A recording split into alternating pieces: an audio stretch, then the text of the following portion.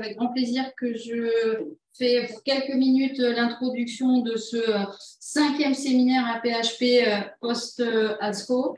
Donc, pour mémoire, un séminaire qui est purement dans un cadre académique. Pour nous, c'est important parce que c'est l'occasion aussi, grâce à la participation de nos éminents cancérologues, de pouvoir présenter à tous les communications, enfin en tout cas les nombreuses communications à l'ASCO qui ont ciblé notamment les innovations thérapeutiques majeures. Alors bien sûr, on ne fera pas tout, mais ces actions de communication et de diffusion de l'information et de l'innovation sont majeures pour nous, puisque ça vient à l'appui de ce que tous autant que vous faites au quotidien dans vos prises en charge, aussi innovantes que possible en cancérologie. Ça s'inscrit dans une orientation stratégique majeure de la PHP, que ce soit dans sa déclinaison de la stratégie nationale cancer, comme des axes de prévention, comme aux axes d'innovation. Donc, je vais très rapidement remercier Marie Viclez et Christophe Tournigan d'avoir accepté de modérer cette session. Et puis, je vais remercier Thierry André, Sylvain Choquet, Valérie Dunant, Joanna Wasserman, Yann Vanneau et Céleste Lebrun pour avoir accepté de traiter pour chacun de ce qui les concerne les points d'innovation qu'ils ont pu voir présentés à l'ASCO cette année. Sans plus attendre, je laisse la parole. Je ne sais pas si Marie ou Christophe veulent dire un mot. Et puis, on pourra enchaîner. Bonjour, Marie Viclez, ravie d'être là aussi pour ce post-ASCO et de modérer auprès de Christophe Tournigan. Je lui passe la parole tout de suite pour qu'on démarre rapidement. Oui, merci beaucoup. Donc, Christophe Tournigan d'Henri Mondor. Ouais, merci beaucoup. Je crois que c'est un rendez-vous qui est important pour toute la communauté des cancérologues. Et puis, c'est important de faire ce flash post-ASCO qui permet, vous allez voir, des présentations qui sont courtes, mais vraiment, l'idée, c'est de faire les choses les plus importantes. Et merci, un grand merci à tous les orateurs. Et sans plus tarder, je propose que Thierry André commence sur tout ce qui a pu être énoncé comme nouveauté dans le domaine de la cancérologie digestive. Savoir si on continue dans la lignée de ce qui avait été présenté l'année dernière, notamment dans le cancer du rectum et plein d'autres choses. Thierry, je te laisse la parole. Merci Christophe, merci Marie. Donc, les cancers digestifs, c'est une année assez pauvre, en dehors d'une présentation que je développerai et qui met le doigt sur la complexité de la prise en charge du cancer du rectum. Donc, diapo suivante, Gilles. Donc, simplement, c'est un diaporama qui a été fait par Julien Taillev et plusieurs autres oncologues, donc, que j'ai repris. Donc, je vais vous parler du cancer du rectum, un mot sur la chirurgie primitive du cancer du côlon, parler un peu de l'ADN tumoral circulant, de la chimio intra-artérielle, et puis dans le cancer de l'estomac, des checkpoints, et le FOLFIRINOX, tout ça en 10 minutes. Diapositive suivante. Donc, il y a eu l'actualisation de l'étude Prodige 23, qui est une étude française donc, du groupe Prodige, qui était l'étude qui a randomisé deux stratégies différentes. Une stratégie, diapositive suivante, avec le FOLFIRINOX, suivi de radiothérapie, suivi de chirurgie, suivi de chimiothérapie adjuvante, à un traitement qui est standard, qui est une association de radiochimiothérapie, suivi de la chirurgie avec TME, suivi de la chimiothérapie adjuvante. Donc, c'est une étude qui a déjà été publiée et dont on attendait les résultats de survie globale. Donc, il faut voir que ça va être un marathon pour le patient, le bras expérimental, puisque c'est 3 mois de FOLFIRINOX, 2 mois, en fait, 1 mois et demi de radiothérapie, plus les espaces, la chirurgie, puis de la chimiothérapie adjuvante. Donc, c'est 9 à 10 mois de traitement, donc c'est très lourd.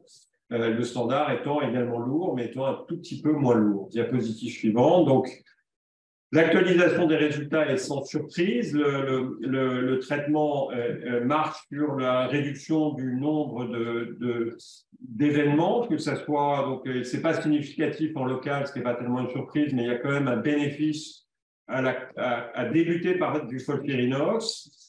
Et en termes de récidive métastatique, il y a 7% de différence avec un net gain de la chimiothérapie néoadjuvante par le FOLFIRINOX.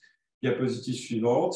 Avec donc des résultats de survie sans maladie qui sont les mêmes que ceux publiés, mais surtout on attendait les résultats de survie globale, diapositive suivante, donc qui montrent un gain en termes de survie globale qui n'était pas l'objectif de l'étude, donc il n'y a pas de petit p, mais on voit une différence d'à peu près 5%, ce qui est quand même, c'est même 6% à 5 ans, un petit peu moins de 5% à 7 ans, ce qui, en termes de traitement adjuvant, est quand même en digestif pas mal. Le tout, c'est que c'est des tumeurs qui sont des T3 et des T4, donc c'est un mélange de ce qu'ils appellent les localement avancés, mais après, voilà, c'est un mélange de différents stades et un traitement qui est quand même relativement important.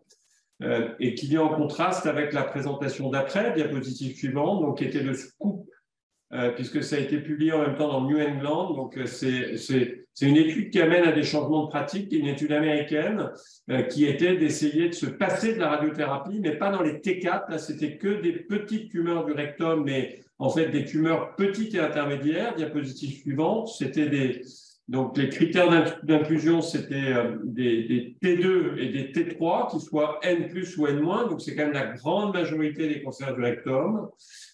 Mais ça se recoupe, en fait, avec l'étude Prodige. Et l'idée, c'était de faire le traitement par de la chimiothérapie. En fait, c'était du FOLFOX et s'il y avait une réponse au FOLFOX, on ne faisait pas la radiothérapie et on allait directement sur la chirurgie. S'il n'y avait pas de réponse au FOLFOX, on faisait une association radiochimio et on allait à la chirurgie. Diapositive suivante. Donc, c'était une grosse série de malades, plus de 1000 malades, et on voit qu'il y avait des petites tumeurs. Quand même, bon, le problème du N+, c'est qu'en IRM, on sait qu'on se trompe. C'est pas trop facile de savoir qui est N+, et N-. Donc, c'est un mélange de N+, et de N-, avec une majorité de T3. Dans l'étude Prodige, c'était également une majorité de T3. Diapositive suivante. Et des résultats qui sont donc une stratégie où on va se passer de radiothérapie chez les patients qui ont répondu au FOLFOX. Là, vous voyez que la survie globale est meilleure que de faire l'association radiochimiothérapie en plus. Et donc, c'est une démonstration qu'il n'est pas absolument indispensable de faire des rayons à tous les cancers du rectum. Ce qui est quelque chose qu'on suggérait depuis longtemps parce que la iatrogénie de la radiothérapie est importante et que le taux de rechute locale a beaucoup baissé avec la chirurgie. Donc, c'est une étude qui appuie ces résultats. Diapositive suivante. En termes de survie globale, c'est exactement pareil. Diapositive suivante. Et donc, c'est une étude qui va changer les pratiques parce que, voilà, on commence par de la chimiothérapie et si la tumeur répond et qu'on a traité des T3, des T2 ou des T3, on ne fera plus l'association radiochimiothérapie. Et ça, c'est vraiment une désescalade, mais une désescalade qui permettra d'améliorer la qualité de vie des patients parce qu'indiscutablement, la radiothérapie engendrait un certain nombre d'inconvénients. Donc, je n'ai pas de dia, mais simplement un titre qui est l'ADN tumoral circulant en digestif. Globalement, il y a eu plusieurs présentations pour dire que, en fait, le tissu et l'ADN tumoral circulant sont complémentaires. On ne peut pas remplacer l'un par l'autre et que les études qui ne font que l'un, en fait, on rattrape un certain nombre de patients avec la combinaison de l'ADN tumoral circulant dans la tumeur, où finalement on prend un petit bout et parfois on se trompe parce qu'on a une hétérogénéité qu'on n'est pas au bon endroit, alors que quand on est dans le sang, on a une vision plus globale de la tumeur. Donc, c'est vraiment le message, c'est de dire que les deux sont mieux que l'un. Et probablement dans l'avenir, on va avoir besoin des deux. Et ça, je crois que c'est une info importante pour la paix, où il faut absolument qu'on ait des plateformes qui soient capables, en plus du tissu, de faire l'ADN tumoral circulant. Diapositive suivante. Donc, il y avait une étude française qui était un petit peu le rayon de soleil français, qui est une étude dont on attend les résultats, qui est une étude qui a été faite entre en fait l'AP et l'IGR. C'est Diane Goré qui l'avait initié et c'est un chirurgien de l'IGR qui l'a présenté, qui était de voir si on pouvait, avec une chimiothérapie intra-artérielle, diminuer le taux de rechute après exérèse de métastases hépatiques de cancer colorectal. C'était des patients qui avaient plus de 4 métastases, donc des patients graves, et ils étaient randomisés entre un traitement avec une chimiothérapie intra-artérielle avec de l'oxalitatine par voie intra-artérielle, du 5-FU par voie intraveineuse, contre une chimiothérapie adjuvante, tout ce qui est plus classique du FOLFOX. Et les résultats sur l'objectif principal, diapositive suivante, qui était la survie sans rechute hépatique. C'est une étude qui est positive. Ce n'est pas une énorme surprise, parce qu'on sait que l'oxalitatine a un effet en intra-artériel sur des maladies métastatiques beaucoup plus important quand il est fait par voie intraveineuse. Et on voit que ça marche. Diapositive suivante, sur l'objectif principal, c'est une phase 2 randomisée, donc avec des hasards ratios qui ne sont pas significatifs en termes de survie sans maladie, avec là un petit P qui a une signification en phase 2 randomisée très limite. On voit que le hasard ratio croise le 1, mais un avantage. Et donc, cette chimio intra-artérielle de l'oxalitatine, qui est vraiment partie de France, de l'Institut Gustave Roussy, qui est reprise à Saint-Louis, est une voie très intéressante et très importante pour les patients opérés de métastases hépatiques de leur cancer du côlon. Il y a une phase 3 qui est en cours pour essayer de confirmer cela et que ça devienne un standard avec une technique qui est quand même complexe et qui ne peut pas être faite partout, avec une toxicité du cathéter et de l'oxalitatine intra-artérielle. Diapositive suivante. Donc ça, c'était les résultats en termes... donc ça, on passe à l'estomac, le cancer de l'estomac où dans tous les cancers, il y a l'immunothérapie, ces fameuses immunocheckpoints qui arrivent. Et finalement, en situation adjuvante, il y a relativement peu de données. On a eu une étude positive avec le nivolumab chez des patients qui avaient une radiothérapie et des cancers de l'œsophage, avec le nivolumab en situation adjuvante. Donc on attendait les résultats du nivolumab en adjuvant dans le cancer de l'estomac, une étude asiatique qui est négative. Il n'y a pas d'amélioration de la survie globale. Et là, c'est la survie sans rechute, ce n'est pas la survie globale, chez des patients qui reçoivent du nivolumab en plus de la chimiothérapie après exérèse de leur cancer de l'estomac. Diapositive suivante. En termes de maladies métastatiques, donc en fait, il y a eu des tas d'essais qui ont montré que les anti-PD1 amélioraient la survie globale des cancers de l'estomac quand ils étaient administrés en première ligne, et d'autant plus que la tumeur exprimait PDL1. Donc il y a eu, ça avait déjà été présenté, mais ça a été représenté à l'ASCO. C'est la énième étude qui montre qu'un anti-PD1 améliore la survie globale en plus de la chimiothérapie en situation métastatique dans le cancer de l'estomac. Donc, ce n'est pas majeur, c'est 1,4 mois, c'est significatif. Donc, c'est un bien, mais on voit que finalement, il y a peu de patients qui véritablement ont un intérêt de l'immunothérapie. Donc, il va falloir trouver les populations. On sait que MSI, là-dedans, est vraiment la population qui tire bénéfice de l'immunothérapie, mais c'est une petite proportion. Et il y a PD1, diapositive suivante, qui a été présenté. Et en fait, plus la tumeur exprime PDL1, plus le bénéfice est grand. Mais voilà, tout le problème est que comme l'étude est positive sur la totalité et qu'on n'a que les résultats après en sous-groupe, c'est tout le débat de savoir si on restreint ces traitements à une partie de la population ou si on les donne à tout le monde. Aux États-Unis, c'est plutôt à tout le monde. En Europe, c'est plutôt tendance à être restreint à des populations qui expriment soit un CPS, soit un PDL1, avec un taux qui varie suivant les drogues et suivant les études. Diapositive suivante.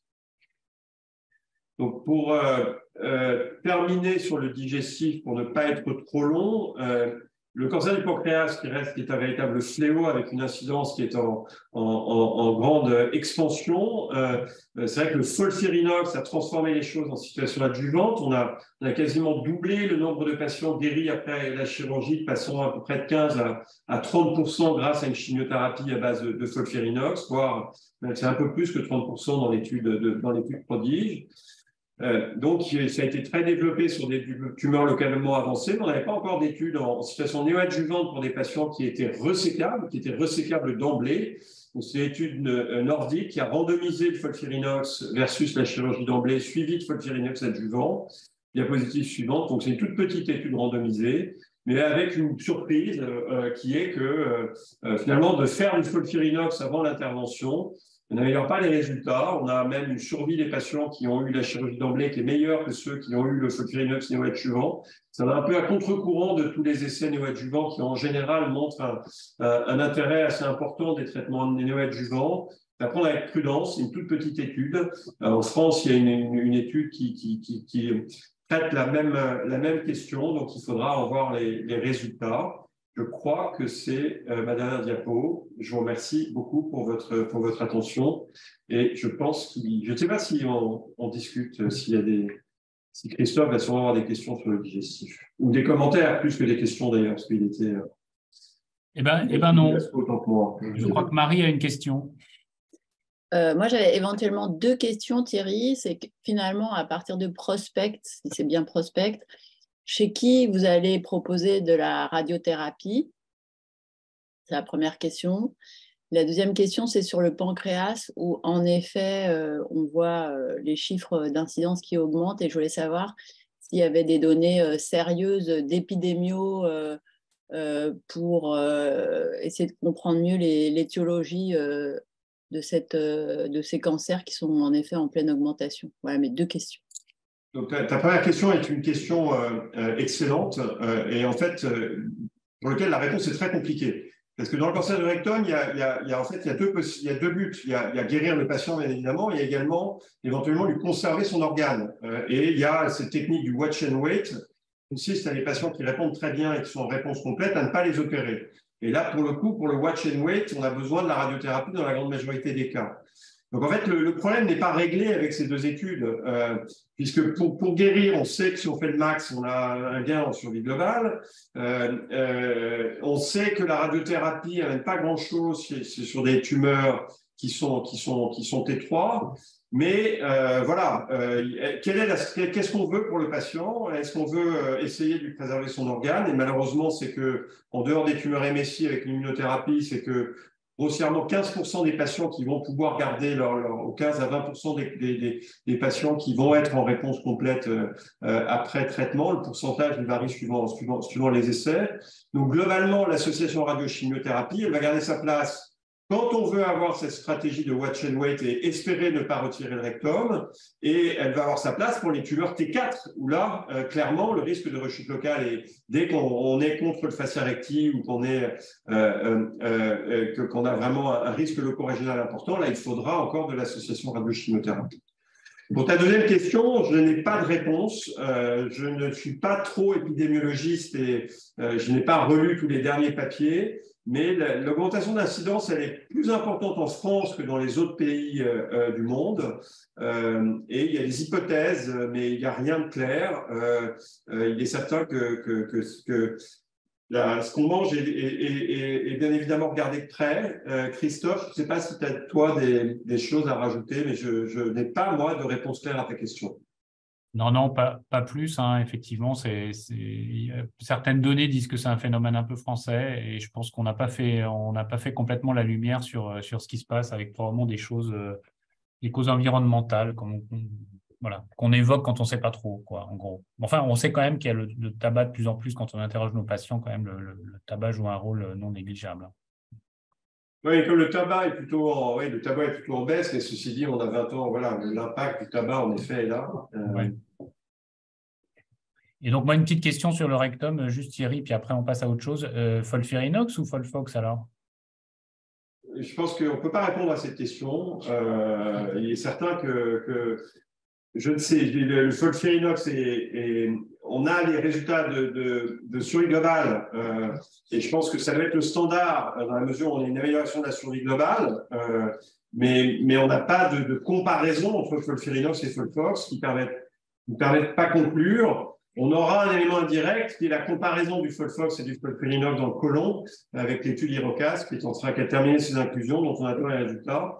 Mais bon, c'est sûr qu'il est certain qu'il y a des patients, c'est quand même, voilà, ça va probablement dépendre aussi des patients fatigués.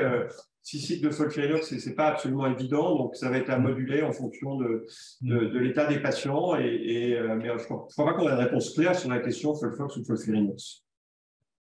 OK, merci beaucoup Thierry. On va passer à l'hémato. Et je propose que Sylvain Choquet de La Pitié nous expose le condensé de l'ASCO.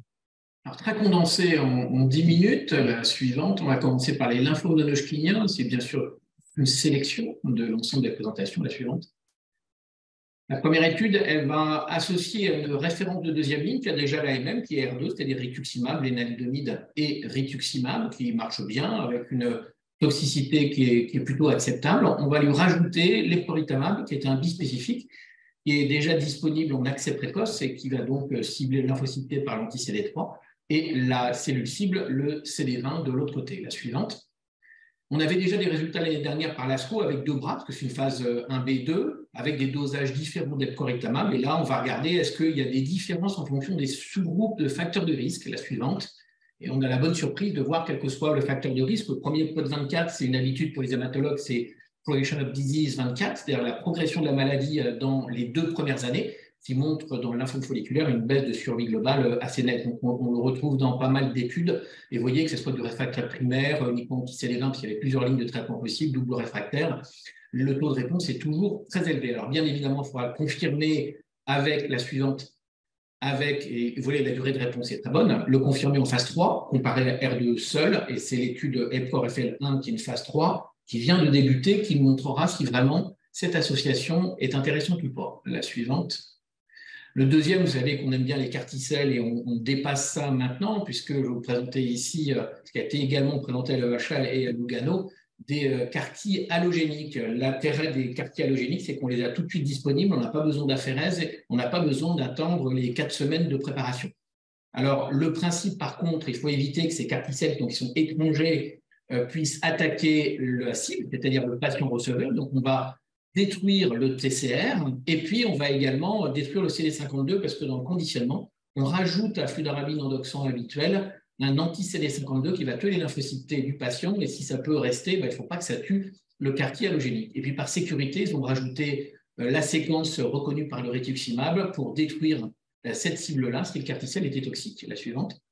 Alors, évidemment, c'est très peu de patients, 12 patients avec un taux de réponse qui est tout à fait satisfaisant. Il faut savoir c'est des malades qui n'avaient pas reçu de CAR-T-cell au préalable. Donc, il faudra trouver la place de ces CAR-T allogéniques avec des durées de réponse qui sont tout à fait encourageantes. La suivante. Et puis, la tolérance. Alors, bien sûr que 12 patients, vous voyez qu'il n'y a pas de toxicité neurologique, qu'on appelle ICANS, et une toxicité CRF de relargage de cytokine qui ne trouve pas en grade 3. Donc, c'est plutôt quelque chose qui est bien toléré. On passe à la leucémie lymphoïde chronique. Première étude assez classique, la suivante, où on va pouvoir comparer chez le sujet fragile un traitement de référence, IO, je vais vous dire à quoi ça correspond, et la même chose, on rajoute le vénétoclax, la suivante. Donc, le bras de référence est en haut, c'est une phase 3, ça qui est intéressant, sujet fragile. On va comparer ce qu'on a déjà disponible, ibrutinib, un inhibiteur BTK, à l'obinutuzumab, qui est le petit frère du rituximab, donc un anti-CD20, qui a normalement une durée de traitement jusqu'à progression. Donc, on a 2 questions.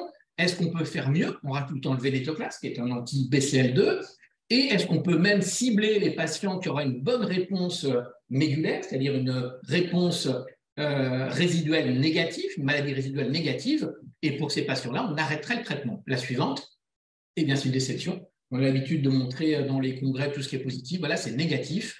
Il n'y a aucun intérêt à rajouter le vénétoclax chez ces sujets âgés. Les réponses sont déjà assez bonnes avec ibru, obinutuzumab. Donc, exit, et on va rester avec ce qu'on a pour l'instant pour ces sujets âgés. La suivante. On passe au myélomultiple qui a beaucoup de progression et on abandonne un petit peu, on rajoute beaucoup d'immunothérapie aux chimiothérapies classiques. La suivante. La première étude, c'est une étude de phase 3 qui essaye de limite aller plus vite que la montre, puisqu'on a le KRD qui est pris comme référence ici, qui est carfilzomib, c'est un inhibiteur du protéasome nouvelle génération, le Revlimid qu'on connaît bien, et la dexaméthasone, une association qui est classique en rechute, mais qui a montré dans des études de phase 3 qu'en première ligne, ça donnait d'excellents résultats. Donc, on va prendre cette référence, la suivante, et on va rajouter l'elotuzumab, donc, qui est un anti-SMAF, qui est un récepteur qui est à la surface des plasmocytes pathologiques. On va trouver exactement le même schéma de référence qui est en bas en rajoutant à chaque fois l'elotuzumab, l'anticorps monoclonal. Et qu'est-ce que ça va donner, la suivante? Eh bien, quelque chose qui est encourageant, là, ce sont les résultats qui sont intermédiaires avant l'autogreffe et l'entretien, mais qui sont pour l'instant déjà montrés une supériorité en termes de réponse globale, avec une toxicité qui ne sont pas différentes entre les deux bras. La suivante. On change de sujet, mais toujours dans l'immunothérapie. On a déjà maintenant des bispécifiques disponibles dans le myélome. Le premier, le teclistamab, est déjà utilisable en accès précoce, donc on l'utilise tous les jours et ça nous plombe les hôpitaux de jour, la Sécu en même temps, parce que c'est assez cher, mais avec des résultats qui sont spectaculaires. On en a un autre qui n'est pas encore disponible, mais qu'on connaît bien parce qu'on l'a dans des études en cours, qui est le talquetamab. Les deux ont des cibles différentes. La suivante. Eh bien, les résultats, ils sont exceptionnels. Ce sont des patients qui sont multiples récidivistes. Et vous voyez que si on regarde l'ensemble des patients avec des réponses au moins excellentes, VGPR, c'est Very Good Partial Response, eh on va arriver à des taux de plus de 90% chez les patients multitraités. Alors, la suivante, évidemment, il faut regarder la toxicité. Donc là, il nous montre pas beaucoup de relargage de cytokines de grade 3, mais il y en a quand même pas mal de grade 1 et 2. Et puis, il faudra attendre peut-être, parce que le talquetamab, elle est toxicité muqueuse, il faudra voir si c'est tolérable. En tout cas, c'est très, très encourageant comme type de résultat. La suivante. Et puis, on va continuer avec les CAR-T modifiés, parce qu'on a déjà des CAR-T disponibles, mais qui sont pour l'instant à chaque fois retoqués par nos instances et non remboursés. Donc, hors étude, on n'a pas encore de CAR-T disponible en France dans le commerce, dans le myélome multiple. Celui-ci a une bispécificité, anti-BCMA, c'est la cible classique, mais on rajoute le CD19 parce que les plasmocytes encore un peu immatures avant celui qui est pathologique portent le CD19, donc ils espèrent être beaucoup plus larges dans l'efficacité. Le deuxième intérêt, c'est qu'ils utilisent des nouvelles techniques avec des préparations très rapides. Au lieu des 4 semaines des produits dans le commerce, et ben là, on va l'avoir en à peu près 2 jours. La suivante. Alors évidemment, pas beaucoup de patients, vous voyez une trentaine de patients, mais là encore, chez des patients qui sont multitraités, il y a un taux de réponse qui est exceptionnel, entre 90 et 100%, en fonction de la dose qui est utilisée, avec une toxicité qui est plutôt acceptable, vous voyez, aucun ICANS, c'est-à-dire de toxicité neurologique, et un petit peu de grade 1-2, pas beaucoup de grade 3, en relargage de cytokines. La suivante. Alors on arrive aux myélodysplasies. Voilà ce qu'on a à peu près comme recommandation actuellement. Myélodysplasie, c'est un peu l'un des parents pauvres en hématologie, on n'a pas beaucoup de traitements. À gauche, les DEL5Q, c'est-à-dire des délétions du bras long du chromosome 5, c'est un bon pronostic et le traitement de référence, c'est le lénalidomide, dont on a déjà parlé dans le myélome. Et puis tous les autres, ceux qui ne sont pas de fort risque, les forts risques, il y a un risque imminent de transformation en leucémie aiguë, donc on essaie plutôt les allogreffés. Vous avez complètement à droite les dosages d'érythropoïétine qui sont bas. Donc le traitement de référence, c'est l'érythropoïétine. Et on va essayer de voir est-ce qu'on ne peut pas faire mieux. Et puis à gauche, EPO supérieur à 500, ça veut dire qu'en général, l'EPO n'est pas intéressant, en tout cas, c'est réfractaire l'EPO. Donc, la seule référence pour l'instant, c'est transfusion sanguine. La suivante, donc, première étude, on va utiliser la luspatercept, qui est actuellement disponible dans le commerce, très cher, en sous-cutané, mais uniquement dans une forme de maladie myélodysplasie très, très rare, qui sont les anémies réfractaires avec ring sidéroblaste, et sidéroblaste en couronne, donc c'est vraiment très rare.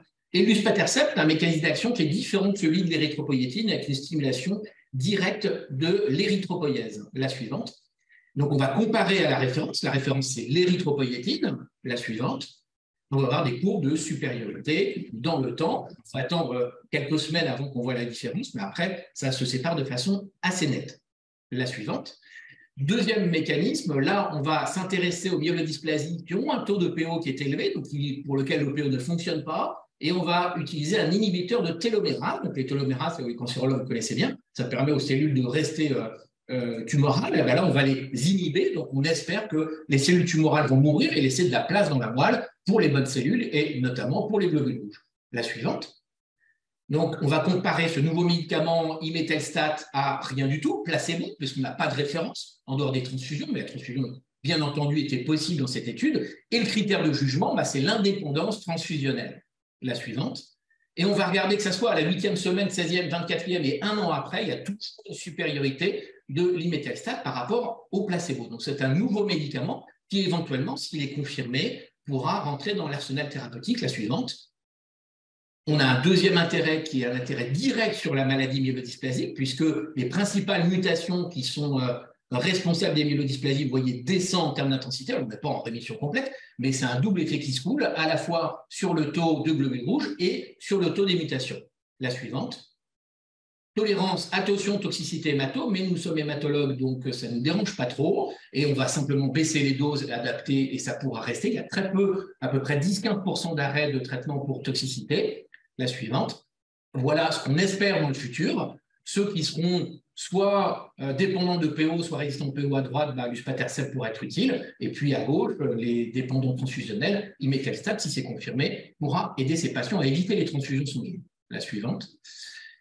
Leucémie aiguë, la première, c'est essayer chez les sujets âgés d'éviter la chimiothérapie. Alors c'est un con parce que c'est encore l'une des maladies pour lesquelles vraiment la chimio est une référence. Et on va utiliser un produit qu'on connaît déjà, qui est déjà dans le commerce à gauche, qui est le blinatumomab. Donc vous voyez, c'est un tout petit parti d'anticorps, ce qu'on appelle les BITE, qui vont avoir une cible CD3 d'un côté, CD19 de l'autre. Alors comme c'est tout petit, la durée de vie est courte, donc c'est une seringue électrique qui permet en continu de donner ce produit-là. Et à droite, c'est un produit qui n'est pas encore disponible, qui est un anti-CD22 couplé à un produit chimique qu'on utilise dans d'autres thérapies immunologiques. Et la suivante.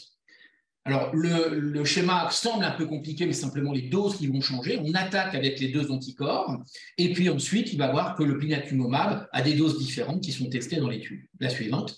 Mais on a la surprise de voir des courbes qui sont excellentes pour ces sujets qui, normalement, ont des survies qui sont mauvaises. Vous voyez que les plus de 70 ans, la médiane n'est pas encore atteinte à plus de 2 ans, et une survie globale qui est très, très bonne par rapport à ce qu'on a l'habitude de connaître. Alors, bien sûr, pas encore énormément de patients, mais c'est très encourageant. La suivante. Avec une tolérance, là aussi, qui est plutôt bonne. Alors, bien sûr, une toxicité hémato, comparée à la chimio classique, c'est les doigts dans le nez. Donc, ça ne va pas nous déranger, nous, hématologues. Donc, c'est vraiment quelque chose qui est tout à fait acceptable pour ces sujets fragiles avec des pathologies, normalement, de très mauvais pronostics. La suivante. Et puis, on va terminer dans les leucémies aiguës myéloïdes avec, pour l'une des premières fois, de l'immunothérapie qui arrive, parce que c'est un peu le parent pauvre. Le myéloïde n'a pas beaucoup d'anticorps. Et là, la suivante, eh bien, la complexité un peu technologique, on arrive vraiment maintenant dans des extrêmes où on ne reconnaît plus vraiment la structure d'un anticorps, mais là, il va y avoir 3 cibles. Il y en a 2 qui vont non pas attaquer le lymphocyte T, comme les T-cell engageurs, mais là, c'est le natural killer. Donc, c'est un natural killer engageur. Et le 3e cible, c'est le CD123, qui est une cible sur la leucémie myéloïde aiguë. La suivante. Donc, c'est un peu une preuve de concept. Bien sûr, il n'y a que 3 rémissions complètes sur ces patients, mais qui sont multitraités. Donc, c'est en tout cas l'un des futurs proches de l'immunothérapie dans ces maladies-là qui pourra probablement nous aider à guérir ces maladies de pronostic encore très mauvais. Je pense que c'était la dernière. Suivante, peut-être une tox, non. Voilà. Merci à tous. Merci, Sylvain. Merci beaucoup, Sylvain. Une micro-question. Le myélome, on voit qu'il y a des choses qui sont très intéressantes. Il y a beaucoup de choses, finalement. Il y a les CAR T-cells, il y a les bispécifiques, etc. Comment tu vois un peu le paysage entre les deux? Le paysage, il va dans tous les sens. Le myélome, c'est vraiment une maladie. Moi, quand j'ai commencé mon internat avant la guerre de 14, on avait les corticoïdes et puis quelques drogues et puis l'autogreffe. Et puis, ça s'arrêtait là. On avait une survie qui était dans les… Exactement. On l'utilise toujours. Hein. Dans les 3-4 ans, maintenant, on a des survies médianes qui sont autour de 15 ans. On ne le guérit toujours pas. Et on a une explosion dans le bon sens du terme, alors pas pour la sécu, mais dans le bon sens pour l'hématologue, avec de l'immunothérapie, comme tu l'as dit. On a fait les CAR T-cells, je pense que ça va arriver. Là, ils ont été toqués les deux parce que c'était les phases 2. Là, il y a une phase 3 qui a été publiée dans New England, qui a été présentée à l'EHA et à Lugano, qui montre une supériorité très, très nette par rapport au traitement de référence chez des patients multitraités, avec des survies médianes qui ne sont pas encore atteintes à 18 mois, parce qu'on n'a pas du tout l'habitude de voir ces multitraités dans le myélome. Donc, ça va à une vitesse qui est folle. Autant la première ligne, c'est assez clair, il y a un consensus sur le vieux et sur le jeune. Autant, dès qu'il y a des rechutes, on a des dizaines et des dizaines d'options. OK. Merci beaucoup, Sylvain, pour ce survol synthétique. Merci. Donc, on va passer la parole à Valérie Gounand qui va nous faire un point sur le flash oncologie thoracique. Merci, Valérie. Merci, donc bonjour à tous. En 10 minutes, je ne vous présenterai que mes coups de cœur. Ce n'est pas exhaustif, évidemment. Diapo suivante. Voici mes liens d'intérêt. Et donc, j'ai choisi d'aborder d'abord les cancers bronchiques non à petites cellules résécables sans mutation addictive, afin qu'on discute ensemble de la place de l'immunothérapie, puis les CBNPC résécables mutés EGFR, afin qu'on discute ensemble de la place de l'osimertinib en adjuvant, puis des CBNPC métastatiques. Donc, très rapidement, pour resituer le panorama, on dispose depuis 2021 des résultats de l'étude CheckMate 816 pour des cancers bronchiques non à petites cellules résécables qui, en néoadjuvant, recevaient nivolumab plus chimiothérapie, avec une approbation par la FDA, une approbation par l'EMA, mais on n'a toujours pas de remboursement en France. La suivante. Concernant l'immunothérapie en adjuvant dans les cancers bronchiques non à petites cellules opérés, là aussi, on dispose des résultats de 2 études, mais pas encore de remboursement en France. Et la suivante. J'arrive maintenant à l'étude Keynote 671 qui a donc été présentée pour la première fois à l'ASCO. La suivante. Ah non, il y a un bug, ça c'est sûr. Alors, du coup, on arrive la suivante à l'étude Keynote 671. C'est donc une étude de phase 3 qui inclut des cancers bronchiques non à petites cellules, résécables, stade 2, 3A, 3B, des patients en bon état général, toute immunohistochimie PDL1. Et ces patients sont randomisés donc en préopératoire, chimiothérapie plus pembrolizumab ou chimiothérapie plus placebo, jusqu'à 4 cycles. Ensuite, ils sont opérés et ensuite, il y a le traitement adjuvant. On est donc vraiment dans du périopératoire avec du néoadjuvant et de l'adjuvant. En adjuvant, c'est ou pembrolizumab ou placebo pendant 1 an. 2 co-objectifs principaux. Le premier, la survie sans événement, et le deuxième, la survie globale. La suivante. Donc, juste retenir, comme dans toutes les études évaluant l'immuno ou l'immunochimio en préopératoire, seuls 80% des patients résécables, dont la tumeur est résécable, arrivent effectivement à la chirurgie. La suivante. Et donc, voici le résultat du premier co-objectif principal, la survie sans événement, étude qui est positive sur ce point, très nettement positive, avec un suivi médian de 25 mois. La suivante. Par contre, vous voyez, concernant la survie globale, l'étude est négative, probablement du fait d'un manque de recul. Et on verra comment ces données sont traitées par la FDA, qui est en général plus en avance que l'EMA. Donc, on verra ça dans les prochains mois. La suivante. Il est toujours intéressant concernant l'évaluation des traitements néoadjuvants de s'intéresser à la réponse pathologique, donc sur la pièce opératoire.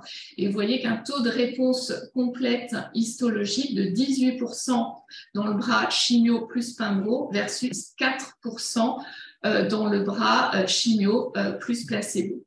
La suivante. Concernant la place de l'immunothérapie dans les cancers bronchiques non à petites cellules résécables sans mutation addictive, y a-t-il d'autres voies en dehors de la chimio et de l'immuno? Je vous présente juste, je cite simplement 2 phases 2. L'une qui associe anti-PD1 plus ramucirumab, l'essai East Energy, qui semble donner des résultats intéressants, et l'autre qui associe anti-PD1 et anti-LAC3, l'essai NeoPredict Lung, qui semble aussi donner des résultats intéressants. Je pense que des phases 3 vont suivre. La suivante. On s'intéresse maintenant toujours au CBNPC résécable, mais à une petite partie des tumeurs, les tumeurs mutées EGFR. Donc, en France, dans les adénocarcinomes pulmonaires, c'est environ 12% qui sont mutés EGFR. Mais vu le nombre de cancers bronchiques en France, ça représente un grand nombre de patients. La question est la suivante. Y a-t-il un intérêt pour faire de l'osimertinib, donc un TKI de GFR, en adjuvant, en post-opératoire, chez des patients qui ont un cancer bronchique non à petites cellules, muté EGFR, opéré? C'est donc la question de l'essai ADORA, essai qui inclut des cancers bronchiques non à petites cellules de stade 1B à 3A selon l'ancienne classification, avec une mutation EGFR, pas n'importe laquelle, uniquement des mutations conventionnelles, des patients en bon état général qui ont été opérés et qui peuvent avoir reçu ou non une chimiothérapie adjuvante. Randomisation 1 pour 1, osimertinib versus placebo, et ce pour 3 ans.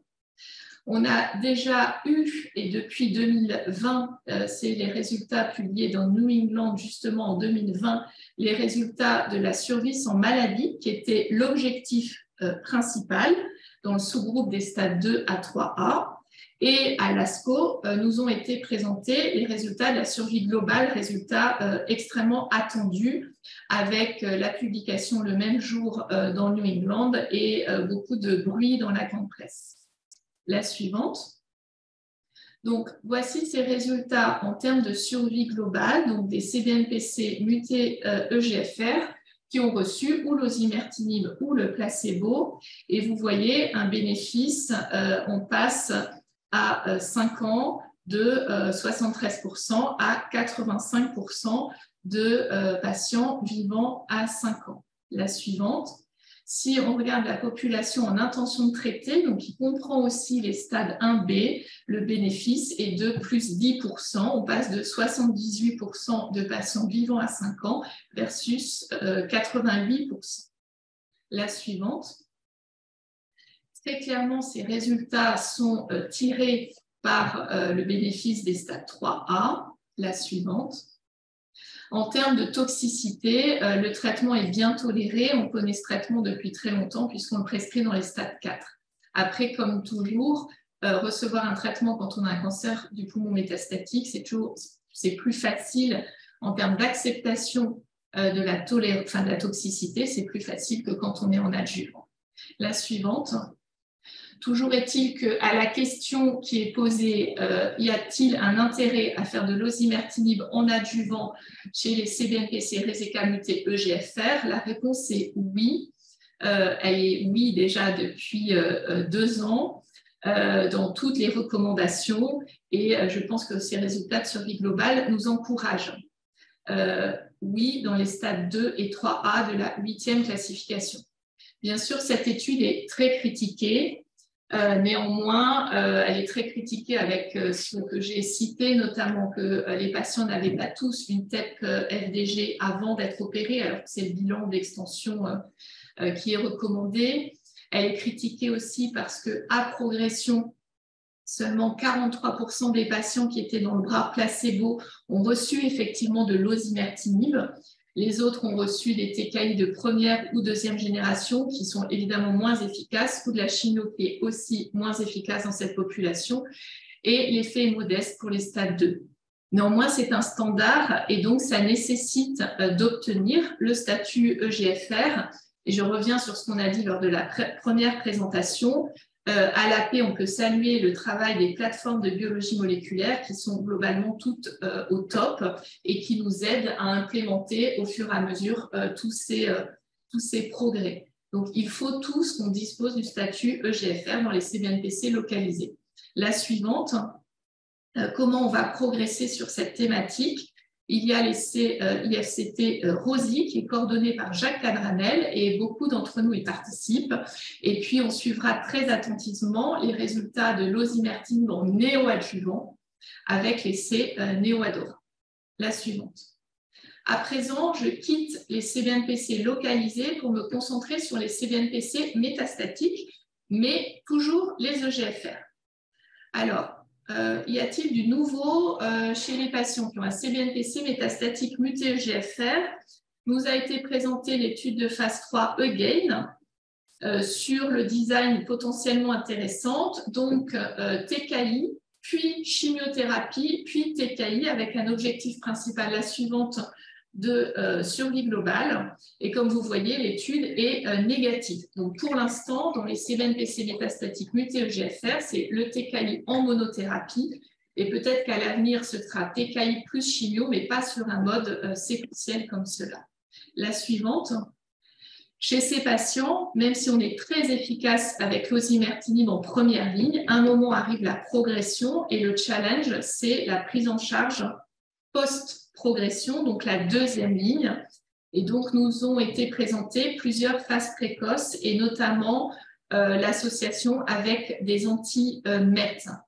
Donc, c'est encore trop précoce justement pour qu'on puisse se servir de ça hors essai thérapeutique dès maintenant. Mais dans plusieurs centres de l'AP, on dispose de ces traitements dans le cadre d'essais thérapeutiques et je vous invite à donc inclure ces patients et à les envoyer dans les centres à l'AP qui disposent de ces essais.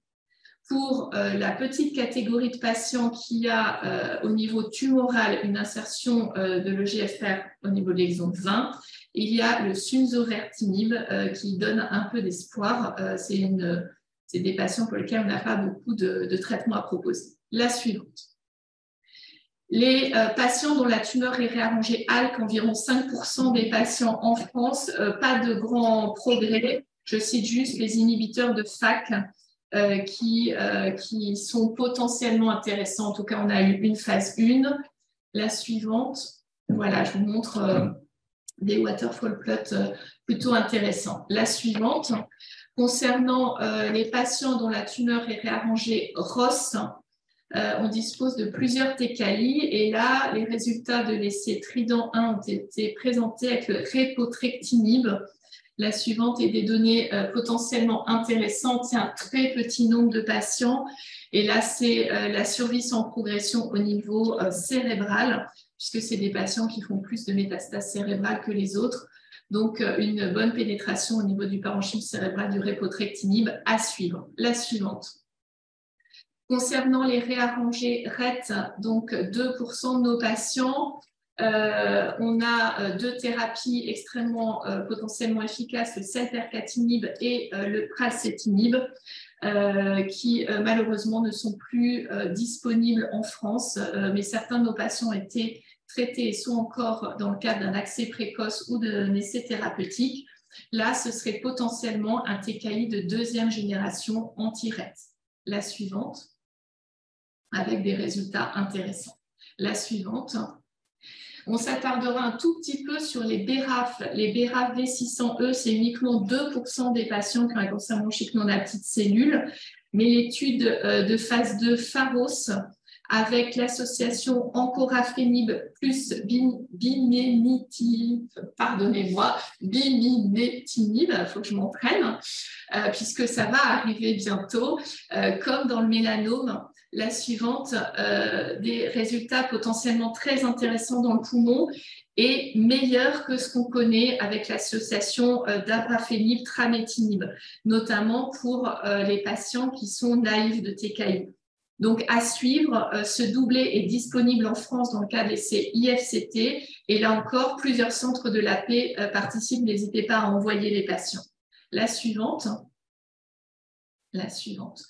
On va terminer les tumeurs mutées avec les mutations KRAS G12C. Donc, on dispose en accès précoce du sotorasib en deuxième ligne ou plus, avec des taux de réponse de 36%, donc ce n'est pas énorme.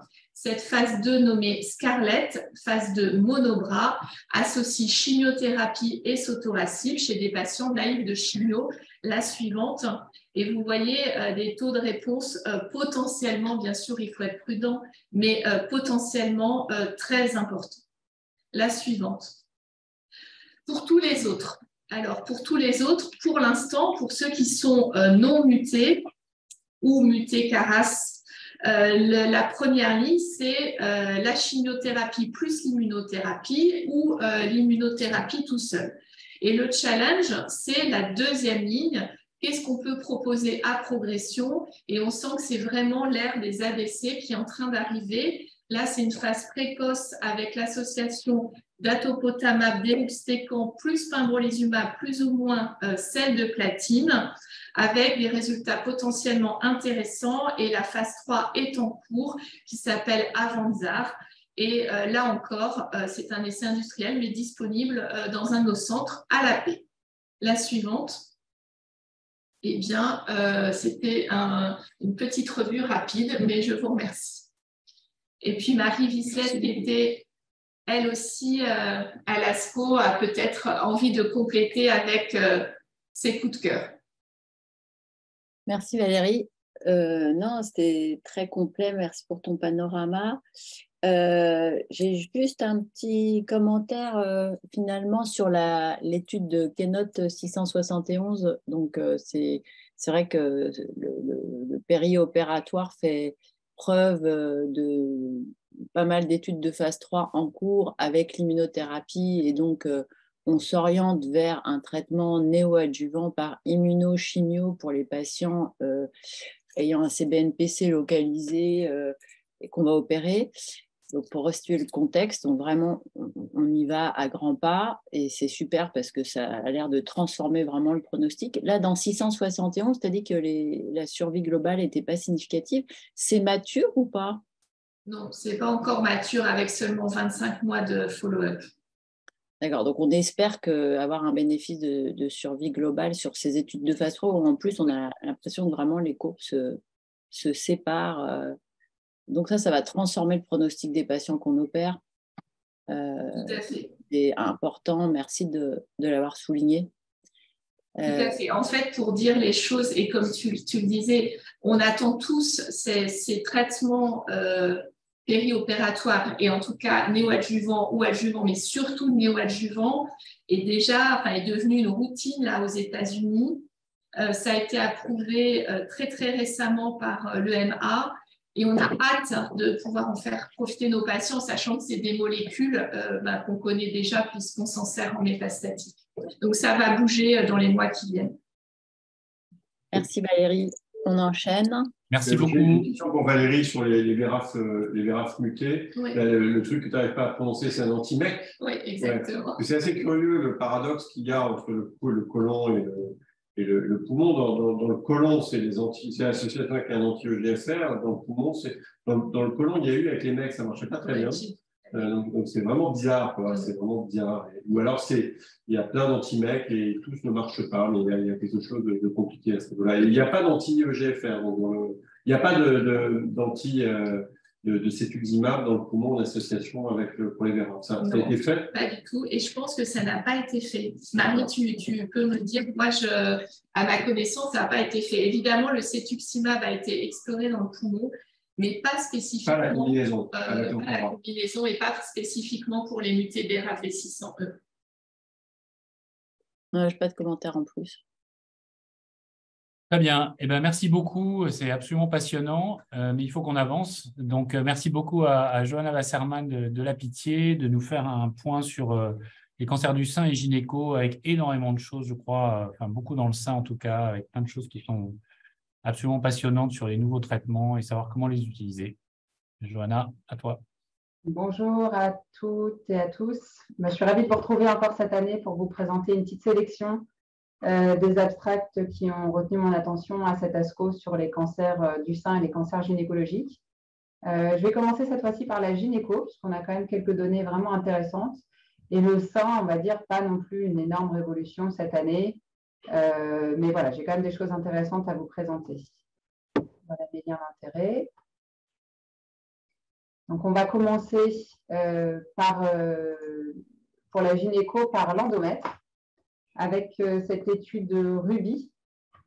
Donc, vous savez que dans les cancers de l'endomètre, on a une certaine proportion de patients qui sont MSI high.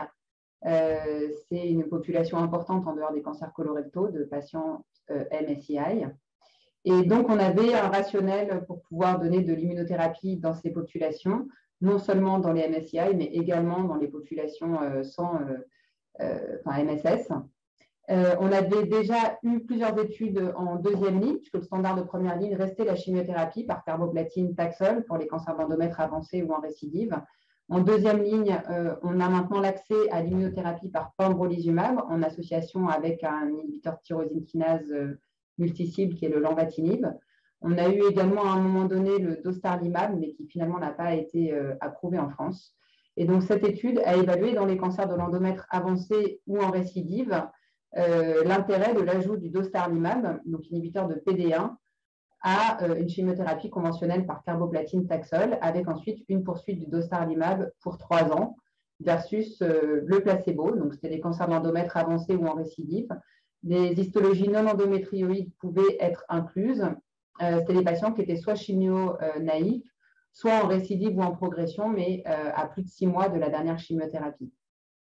Donc, l'objectif principal de cette étude, c'était la survie sans progression dans la population globale, évaluée par l'investigateur, et également la survie globale. Donc, dans la population globale, c'est-à-dire MSI ou MSS. Et en fait, dans l'étude, on avait un quart des patientes qui étaient MSI. On avait à peu près moitié-moitié de patientes qui étaient de stade avancé et l'autre moitié en récidive. Et vous voyez que finalement, il n'y avait que la moitié des patientes qui étaient endométrioïdes, avec dans ce cas-là, la grande majorité qui était MSI, 85%. Donc là, ce que je voulais vous présenter, c'était les données qui ont été actualisées, en fait, évaluées par l'investigateur central, enfin le promoteur en centralisé, puisque les données initiales de PFS évaluées par l'investigateur et de survie globale ont déjà été présentées dans New England Journal of Medicine en 2023. Donc, vous voyez en fait surtout ces courbes assez spectaculaires de ce qui se passe quand on donne une immunothérapie à des patientes qui sont MSI high, donc avec une survie sans progression nettement améliorée, un hazard ratio à 0,29, une médiane de survie sans progression qui n'était pas atteinte. On voit vraiment un plateau pour les patientes MSI qui recevaient de l'immunothérapie, et également un bénéfice très net avec un hazard ratio à 0,30 en survie globale pour les populations MSI. Finalement, l'étude elle est également positive dans la population globale, donc probablement en partie drivée par ces populations MSI, avec une PFS dans la population globale avec un hazard ratio à 0,66 et une survie globale avec un hazard ratio à 0,64. Donc, l'étude elle était globalement très positive. On voit également une amélioration du taux de réponse qui passait de 59% à 68% dans la population globale, avec des chiffres encore plus intéressants, 63% qui passaient à 77% dans la population MSI. Donc, voilà, la survie globale qui était allongée dans la population totale, et également une amélioration de la qualité de vie et des symptômes dans le bras avec dostarlimab. Donc, voilà, on espère qu'on aura accès très rapidement à l'immunothérapie en première ligne pour cette pathologie, sachant qu'on a une autre étude qui a présenté des résultats dans le New England Journal of Medicine avec du pembrolizumab en première ligne qui donne des résultats relativement superposables. Donc voilà, 2023, l'année de l'entrée de l'immunothérapie en première ligne dans les cancers de l'endomètre. Ensuite, on passe au col de l'utérus. Donc avec cette étude Keynote 826, vous savez qu'il y a un rationnel fort pour utiliser l'immunothérapie dans les cancers du col de l'utérus qui sont un cancer viro-induit, avec déjà des données très intéressantes dans des études plus préliminaires. Et donc cette étude, c'est une grande étude de phase 3 randomisée dans les cancers du col persistants ou métastatiques ou récidivants chez des patientes naïves de traitement systémique. Donc 617 patientes qui étaient randomisées entre le standard de traitement, c'est-à-dire celle de platine avec le paclitaxel, avec éventuellement du bevacizumab au choix de l'investigateur, en association avec le pembrolizumab pour 2 ans ou un placebo.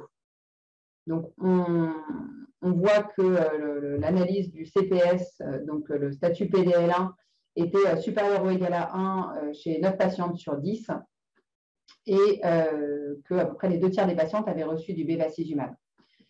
Donc, l'objectif principal de cette étude, c'était la survie sans progression dans la population globale, évaluée par l'investigateur, et la survie globale également. Et ces résultats ont également déjà été publiés dans le New England Journal of Medicine en 2021, ce qui nous a valu l'accès précoce pour ce traitement depuis récemment. Et toutes les hypothèses statistiques ont déjà été atteintes à l'analyse intermédiaire. Donc ici, ce sont en fait les résultats finaux de l'analyse de la survie globale. Et donc là, surtout, ce que je voulais vous montrer, c'était dans la population PDL1 supérieur ou égal à 1, c'est-à-dire 9 patientes sur 10. Et en fait, c'est dans cette population-là que nous avons aujourd'hui l'accès au pembrolizumab en première ligne du cancer du col. Donc, vous voyez des résultats qui sont extrêmement significatifs en termes de survie globale, avec une diminution du risque de décès de 40%. Et puis, une médiane de survie globale qui passe de près de 17 mois à près de 29 mois. Donc, un bénéfice extrêmement net qui est visible dans tous les sous-groupes, comme vous pouvez le voir dans le forest plot un petit peu plus bas. Ils ont actualisé également les autres objectifs de l'étude, donc la survie sans progression médiane qui était allongée, le taux de réponse augmenté de 51% à 69%, avec près d'un quart de réponse complète quand même avec cette combinaison, onéreuse mais extrêmement efficace. Un petit peu plus d'effets indésirables, notamment des effets indésirables liés à l'immunothérapie, mais qu'on commence à savoir quand même tout à fait bien gérer. Et donc, cette autorisation d'accès précoce pour le pembrolizumab depuis septembre dernier. Donc, dans le cancer du col, je ne vous ai pas mis de diapositive, mais on peut retenir aussi une étude intéressante et française, qui est l'étude Colibri pour la combinaison d'immunothérapie nivolumab, ipilimumab en induction avant radiothérapie du cancer du col, et également une étude de désescalade chirurgicale pour les cancers, les petits cancers du col, avec l'hystérectomie simple, qui montre des résultats similaires, mais avec une meilleure qualité de vie, versus l'hystérectomie élargie, donc qui confirme un changement des pratiques qui avait déjà été amorcé pour ces petits cancers du col. On passe ensuite au cancer de l'ovaire avec la chimio-hyperthermie intrapéritonéale dans le cancer de l'ovaire en rechute. Donc là, il s'agit d'ajouter en fait cette étape pour les cancers de l'ovaire en première rechute qui sont à plus de 6 mois de leur dernière chimiothérapie à base de platine et qui ont été en rechute à plus de 6 mois et qui ont été remis en réponse avec une nouvelle ligne de chimiothérapie à base de platine. Donc, c'est des maladies qui avaient été évaluées comme étant résécables en totalité et on sait que de réséquer ces patientes en récidive, quand c'est possible, ça améliore leur survie. Et là, en plus de la résection chirurgicale, on randomisait les patientes entre la chimio-hyperthermie intrapéritonéale avec le cisplatine à 41 degrés pendant 60 minutes, donc directement au contact du péritoine pendant l'intervention chirurgicale, ou simplement l'intervention chirurgicale, mais sans la chip. Donc, la maladie a finalement pu être réséquée en totalité chez la majorité des patientes, 87%. À noter qu'on avait 20% des patientes qui recevaient également un inhibiteur de PARP. Et donc, vous voyez sur ces courbes avec l'objectif principal en survie globale qui était atteint avec une diminution du risque de décès de l'ordre de 30% et une médiane de survie globale qui était allongée d'à peu près un peu plus de 10 mois, presque un an, de 46 mois à 54 mois, pardon, de 8 mois d'allongement. Donc, des bénéfices tout à fait intéressants au prix quand même d'une majoration de la morbidité, voire de la mortalité à 30 jours, enfin surtout de la morbidité, avec un doublement du nombre de stomies, un doublement des morbidités de grade 3, notamment les effets des événements digestifs, la mortalité qui restait faible à 30 jours, et puis des problèmes d'insuffisance rénale sévère qui étaient initialement très élevés, mais qui ont pu être finalement maîtrisés avec l'ajout de thiosulfate en amendement dans l'étude. Donc ça va probablement amorcer un changement des pratiques et les services à la PHP sont en train de mettre en place ce type de thérapeutique dans ces indications. D'autant plus qu'on avait une autre étude qui avait été présentée dans New England Journal of Medicine en 2018, qui est l'étude OBIPEC, qui a rapporté des résultats actualisés à l'ASCO cette année pour la chimio-hyperthermie intrapéritonéale dans la situation de la chirurgie intervallaire, donc sur des patientes nouvellement diagnostiquées cette fois, avec, pareil, des résultats intéressants, même en termes de survie globale. Donc voilà, la CHIP semble trouver sa place chez des patientes bien sélectionnées dans le cancer de l'ovaire. Donc, autre étude dans le cancer de l'ovaire, cette fois-ci pour des maladies plus difficiles à traiter, c'est les cancers de l'ovaire platine réfractaires, c'est celles qui ne répondent pas à la chimiothérapie ou ne répondent plus à la chimiothérapie à base de platine, et on sait que le pronostic est assez effroyable dans ces situations. Et donc, c'est une étude qui a évalué un conjugué drogue-anticorps avec un anticorps qui cible le récepteur au folate, qui est surexprimé dans un certain nombre de ces tumeurs et qui est couplé à un inhibiteur des microtubules, donc la sorastanzine. Donc, c'était pour des cancers de l'ovaire platine résistants, histologie séreux de haut grade, avec une immunohistochimie des récepteurs au folate plus dans au moins 75% des cellules, et qui avait reçu 1 à 3 lignes de chimiothérapie antérieure, sachant que les patientes les plus graves, celles qui progressaient vraiment très rapidement après platine, étaient exclues. Et les patientes étaient randomisées entre le mirvetuximab sorastanzine, donc l'anticorps drogue conjugué, ou une chimiothérapie au choix de l'investigateur, donc le paclitaxel, ou les anthracyclines pégylées, ou le topotécan.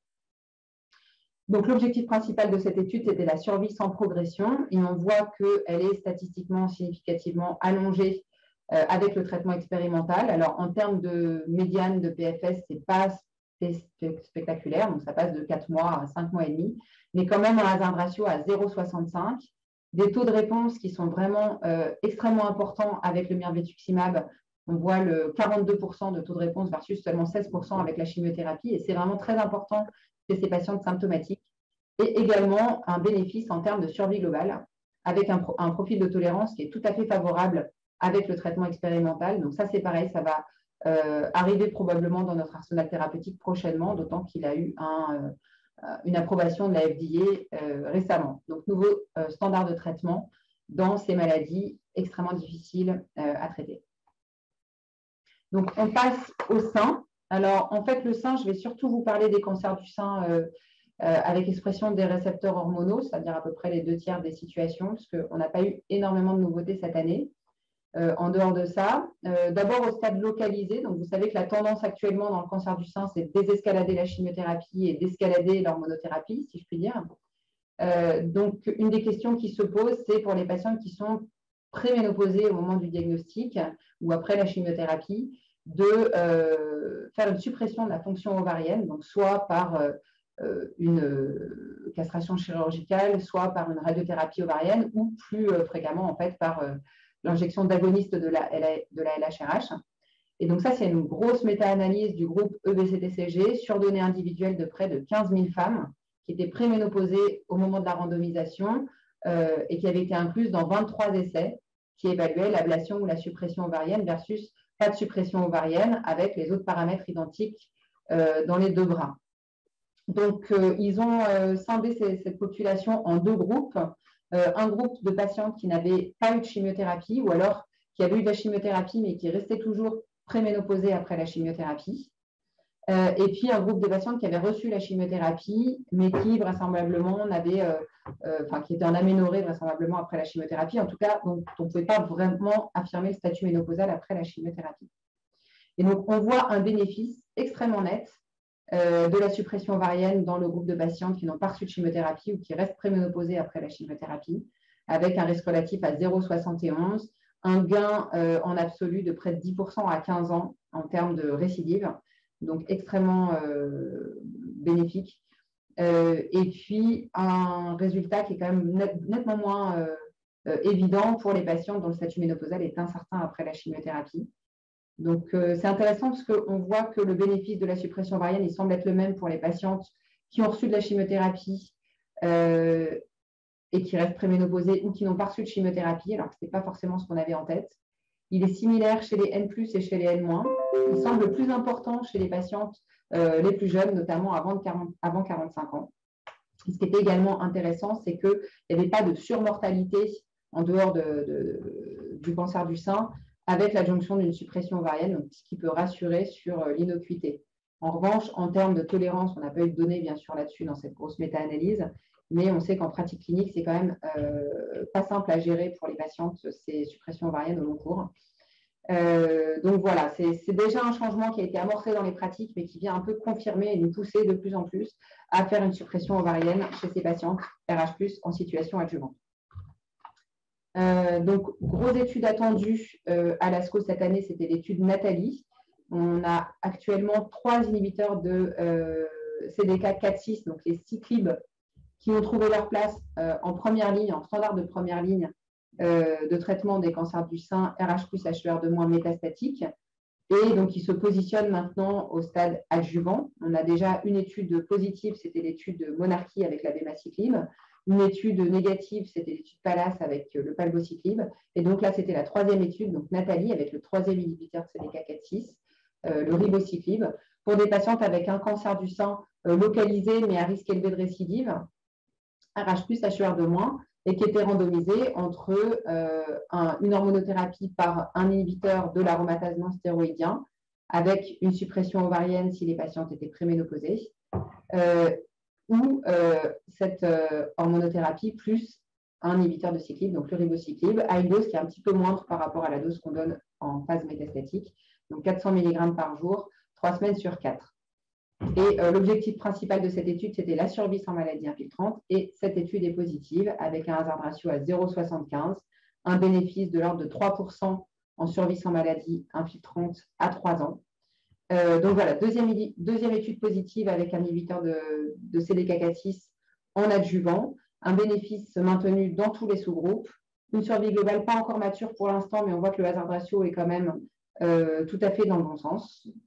Voilà, 20% d'arrêt pour toxicité à retenir. On sait que la tolérance, l'adhérence à l'hormonothérapie, c'est jamais simple en situation adjuvante d'un cancer du sein, donc il y aura du travail. Et on attend l'accès à ce traitement, sachant qu'on vient d'avoir tout récemment, la semaine dernière, je crois, l'accès à donc l'autre inhibiteur de Ciclib, de CDK4/6, l'abemaciclib, pour ces patientes. Donc, je vous disais, les inhibiteurs de CDK4/6, c'est le standard de première ligne. Et en fait, cette étude-là a remis en question ce paradigme.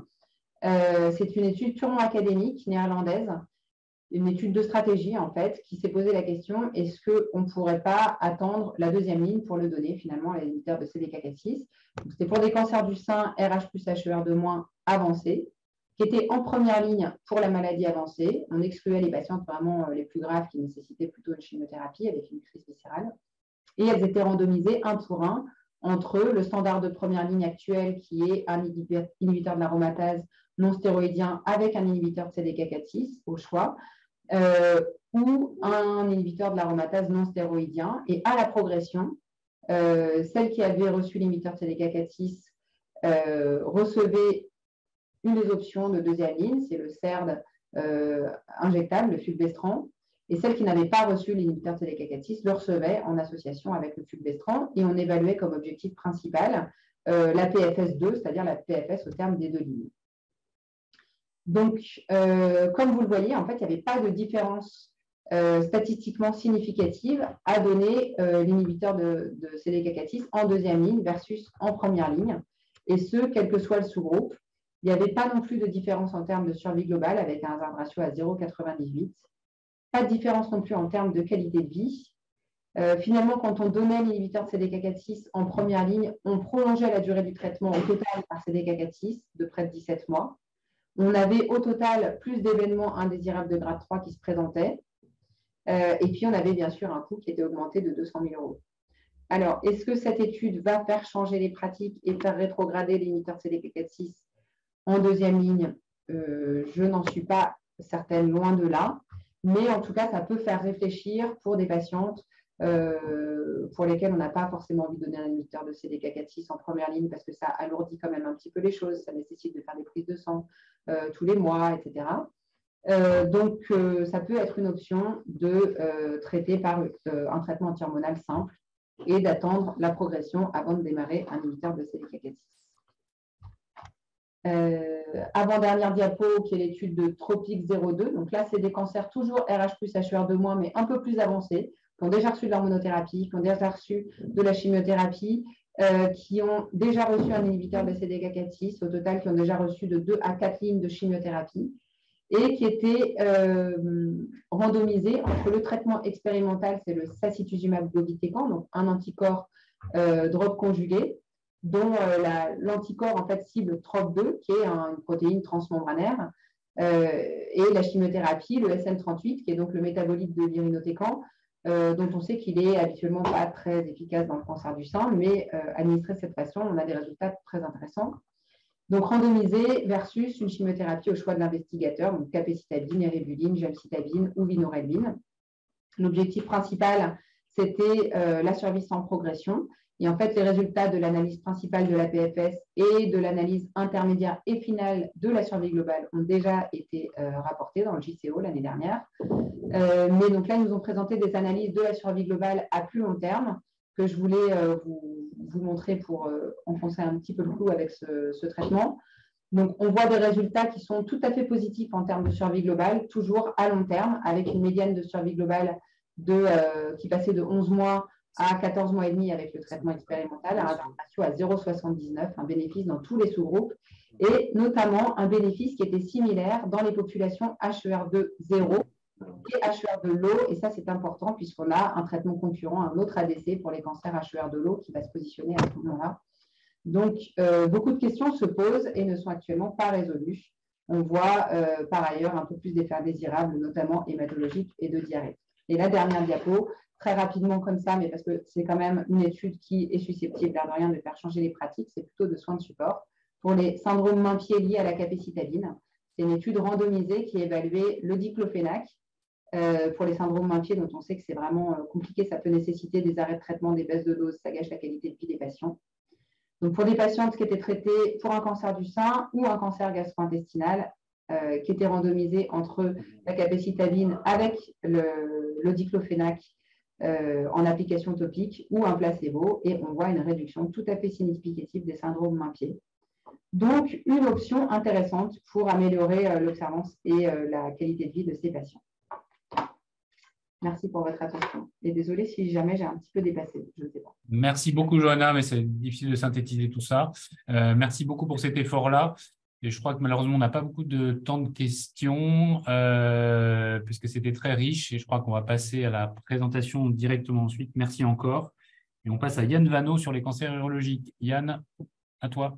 Merci beaucoup, Christophe. Merci beaucoup pour l'invitation. Alors, est-ce que vous voyez bien mes diapos là? Je me mets en diaporama. Ouais. Ça va arriver, c'est en diaporama, pas encore? Parfait. Si, c'est en diaporama. Voilà. Oui, c'était une bonne année cette année quand même pour les cancers génito-urinaires à l'ASCO. Mes liens d'intérêt. Donc, je vais développer rein, vessie, prostate. J'ai gardé 3 études dans le cancer du rein. Alors, c'était du métastatique cette année. On parle un petit peu moins d'adjuvant à l'ASCO. Des actualisations de première ligne. Habituellement, les actualisations, ce n'est pas ce qui nous enchante le plus parce qu'on connaît déjà bien les résultats des études.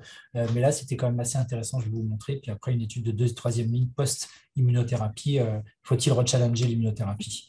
Je rappelle que dans le cancer du rein métastatique à cellules claires, en fonction du groupe à risque IMDC, les patients, on a à notre disposition pour traiter les patients 3 combinaisons d'immunothérapie anti-PD1 et anti-angiogénique anti-VEGF récepteur pour tout le monde. Et pour les patients à risque intermédiaire et mauvais, on a en plus la double immunothérapie nivolumab et ipilimumab.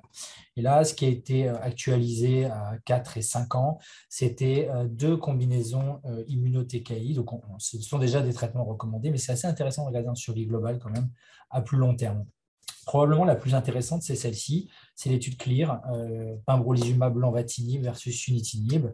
Je remontre un petit peu le résumé des résultats précédés, des rapports précédents, dans le New England notamment, publiés en 2021. Un bénéfice, donc lenvatinib à 20 mg et pembrolizumab toutes les 3 semaines versus sunitinib, un bénéfice majeur en survie sans progression, un hazard ratio à 0,39, on en reparlera après. Bénéfice en survie globale aussi, dès les premiers rapports, mais avec des médianes qui n'étaient pas atteintes et un bénéfice en taux de réponse, avec des taux de réponse assez hallucinants dans le cancer du rein, comme on n'en avait jamais vu. Voilà, la survie globale à plus de... Donc là, un follow-up, ce n'est pas 67 mois, pardon, c'est un peu moins, c'est une erreur.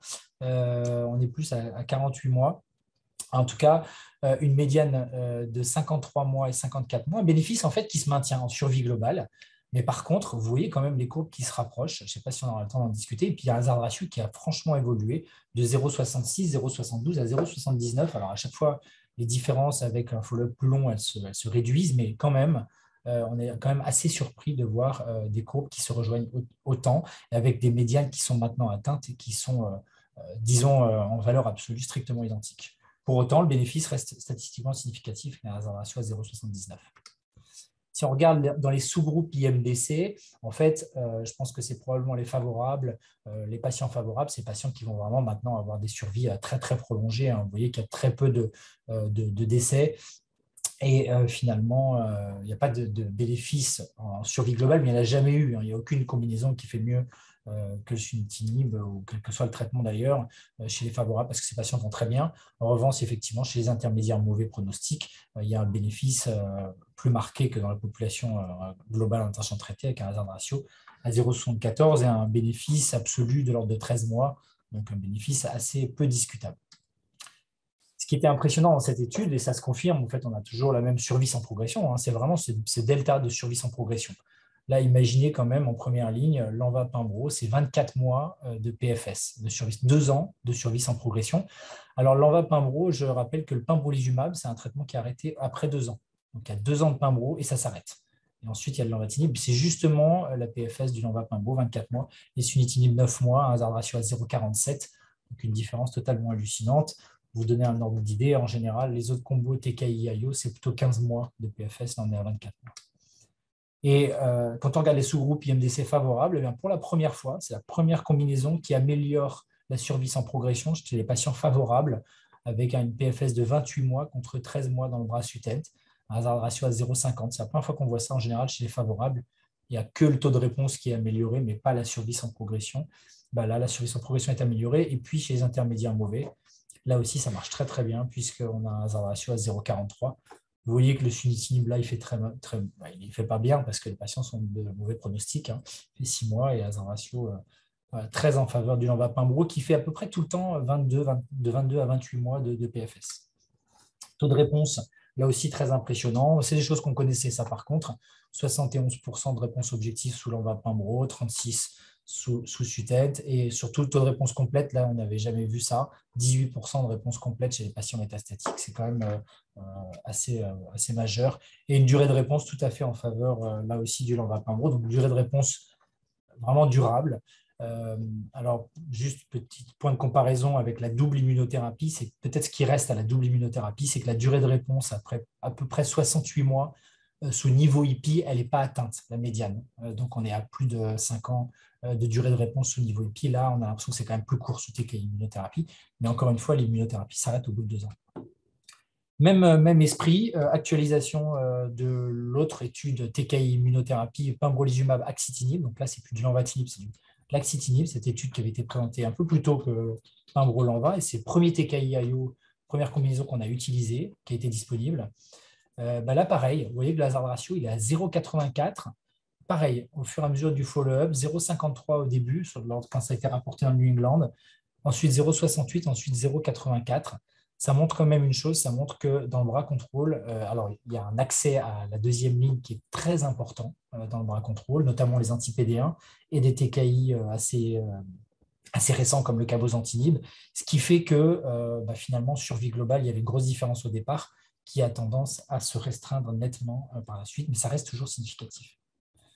Pour conclure sur le rein, sur cette première ligne, il y a toujours cette différence qui existe, mais elle se réduit encore dans le temps du fait des thérapeutiques ultérieures. Il n'y a pas de plateau en survie sans progression. On a l'impression que alors là, c'est la survie globale, mais ça continue à chuter quand même, ce qui n'est pas le cas du niveau IPI. Sous le niveau IPI, on a un plateau à 20%, même à plus de 5 ans.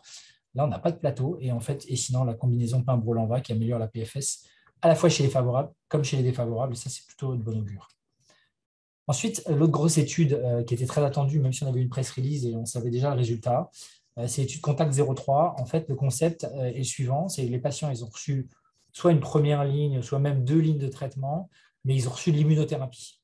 Donc, en général, ils peuvent recevoir un combo, comme je vous l'ai montré, TKI-IO ou double immunothérapie, ou plutôt plus anciens, les patients un peu plus anciens, ils ont reçu un TKI en première ligne et un anti-PD en deuxième ligne. Et là, le concept, c'était de se dire, est-ce que le TKI seul suffit ou est-ce qu'il faut continuer un anti-PD1, là, en l'occurrence, c'est un anti-PDL1, est-ce qu'il faut continuer l'immunothérapie chez les patients qui progressent sous immunothérapie juste avant, dans la ligne juste avant? Pourquoi cette question? Parce qu'en fait, aux US, c'est ce qu'ils font. Typiquement, les patients aux US, les Américains, font beaucoup de nivolumab, ipilimumab, et en deuxième ligne, ils font un combo. Ils font du pembroxy, ils font un combo en disant je continue l'anti-PD1 et je rajoute un TKI. Et là, la question, c'était de se demander quand même, est-ce que le TKI seul, ce qui est le standard normalement, est-ce que ça ne suffit pas? Eh bien, le critère principal, c'est la survie sans progression. En fait, il n'y a pas de différence. En vrai, cabozantinib versus cabo-atezo, le médiane de PFS, c'est 10 mois, de l'ordre de 10 mois. Taux de réponse de l'ordre de 40%. Ça fait exactement la même chose. Donc, ça montre quand même l'intérêt de contrôler les études. On avait des études de phase 2 qui montraient des très bons résultats de combo, notamment pembro-lenva post-niveau IPI. Et on se disait, c'est magnifique, ça fait plus de 45% de réponse. Il faut faire un combo en deuxième ligne. En réalité, dès qu'on fait un essai contrôlé, on voit que ce n'est pas forcément si bien. Et en fait, quel que soit le sous-groupe, il n'y a aucun bénéfice de l'ajout de la atezolizumab au cabozantinib. Là, je vous ai encadré la première ligne parce que c'est vrai qu'on se pose la question en deuxième ligne stricte, est-ce qu'il faut continuer l'immunothérapie ou pas? Manifestement, il ne faut pas. La survie globale, évidemment, donc du coup, elle n'est pas du tout positive, elle est négative.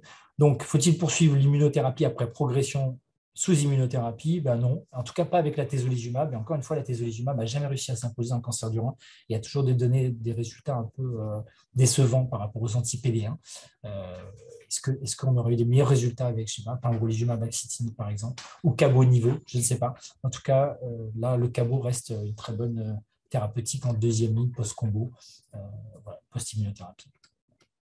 En cancer de la vessie, donc je commence plutôt par le métastatique avec l'essai TOR.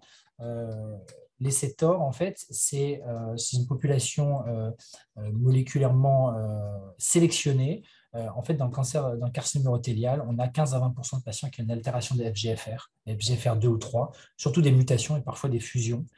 C'est même un peu plus fréquent dans les tumeurs des voies excrétrices supérieures.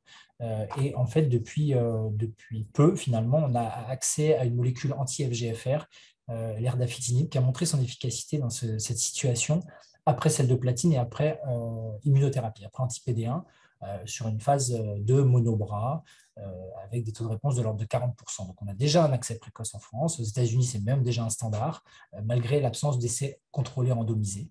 Là, c'était l'essai de phase 3, erdafitinib versus chimiothérapie au choix de l'investigateur. Donc, c'est vraiment la phase 3 d'enregistrement comparative chez les patients qui avaient reçu 1 ou 2 lignes de traitement. Je vous ai juste précisé qu'il y avait 71% de patients qui avaient eu 2 lignes de traitement, dont au moins une immunothérapie par anti-PD1. Et donc, le critère principal, c'était la survie globale. Alors, c'était présenté par Yoann Loriot et de Gustave Roussy. Et ce critère principal, alors, en survie globale, il y a un bénéfice significatif avec un hazard ratio à 0,64, une médiane à 12 mois contre 7,8 mois dans le bras chimiothérapie. Chimiothérapie, c'était en gros docetaxel ou vinflunine, une chimiothérapie quand même pas très efficace, mais c'est malgré tout notre standard. Sauf il n'y avait pas d'anticorps conjugués encore, et il n'y avait pas de patient sous infortumab vedotin, qui est aussi un des autres standards qu'on puisse avoir. Et un ratio dans les tumeurs des voies excrétrices supérieures très impressionnant, à 0,34, donc on a l'impression que ça marche encore mieux sur ces maladies très agressives et très graves. En termes de survie sans progression, un bénéfice aussi également, presque doublement de la survie sans progression, 5,6 mois contre 2,7 mois, un hazard ratio à 0,58, et en taux de réponse, 45% de réponse contre 11%. Encore une fois, la chimiothérapie, c'est des résultats très modestes dans cette indication-là. Et donc, voilà. Alors, en termes de tolérance, attention quand même, il y a une toxicité inguéale et elle n'est pas négligeable quand même, parce qu'on a 11% de grade 3-4 de toxicité inguéale. On a vraiment une chute des ongles, une fragilité, des onicopathies, des douleurs aussi, des onycolyses massives. On a des toxicités cutanées qu'il ne faut pas négliger aussi. Avec 12% de grade 3-4 de toxicité cutanée, ça commence à être sérieux. Et toxicité oculaire aussi, avec notamment un décollement séreux de la rétine qui peut être assez embêtant et qui nécessite un avis ophtalmo, de toute façon un contrôle ophtalmo avant de commencer et en cours de traitement, et vraiment à ne pas négliger. Voilà. Mais c'est probablement donc cette étude qui installe définitivement l'erdafitinib chez ces patients mutés, et ça veut aussi dire qu'il faut les tester, ces patients.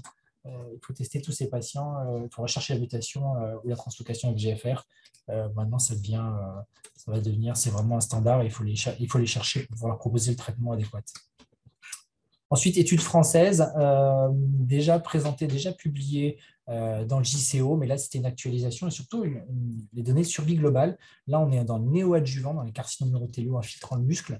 C'est l'étude VESPER, une étude du groupe coopérateur du GETUG, avec des données de survie globale. On avait montré que la chimiothérapie néoadjuvante par dose dense MVAC faisait mieux que gemcitabine cisplatine en néoadjuvant sur la survie sans progression à 3 ans. Il fallait quand même démontrer que ça améliorait la survie globale, et c'est le cas. C'est surtout la courbe de droite. La chimiothérapie néoadjuvante par MVAC dose dense fait mieux que cisplatine gemcitabine, avec 29% de diminution du risque de décès.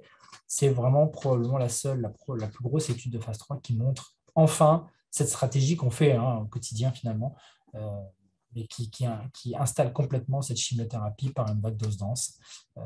Voilà, et alors, il y a une analyse intéressante en fonction de la dose de cisplatine qui montre quand même que ce dose dense MVAC, c'est tous les 15 jours et c'est assez intensif, il faut vraiment faire 5 à 6 cycles, parce que si vous en faites moins, ça fait des résultats beaucoup moins bons.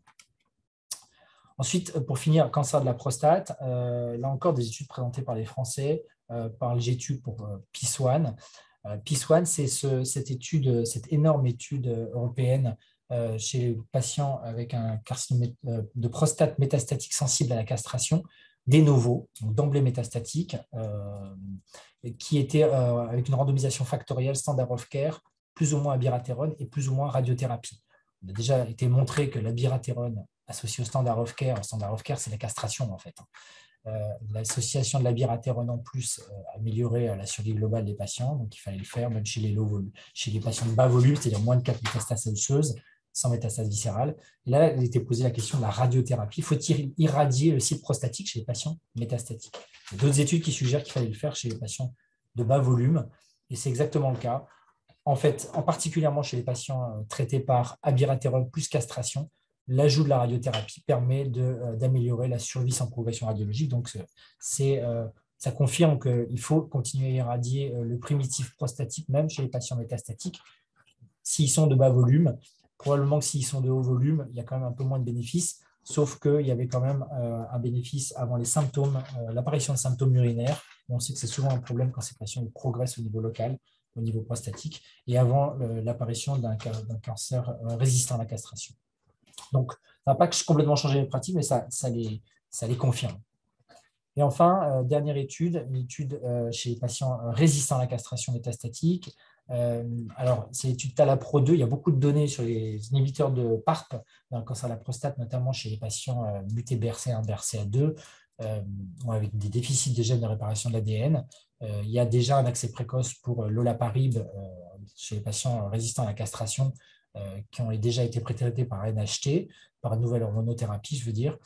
Là, c'était une étude qui comparait talazoparib et enzalutamide versus enzalutamide seul chez ces patients en première ligne qui pouvaient avoir éventuellement de la biratérone préalable. Mais en fait, il y a peu de patients qui ont eu de la biratérone en premier, donc c'est surtout des patients naïfs d'hormonothérapie avec un critère de survie globale.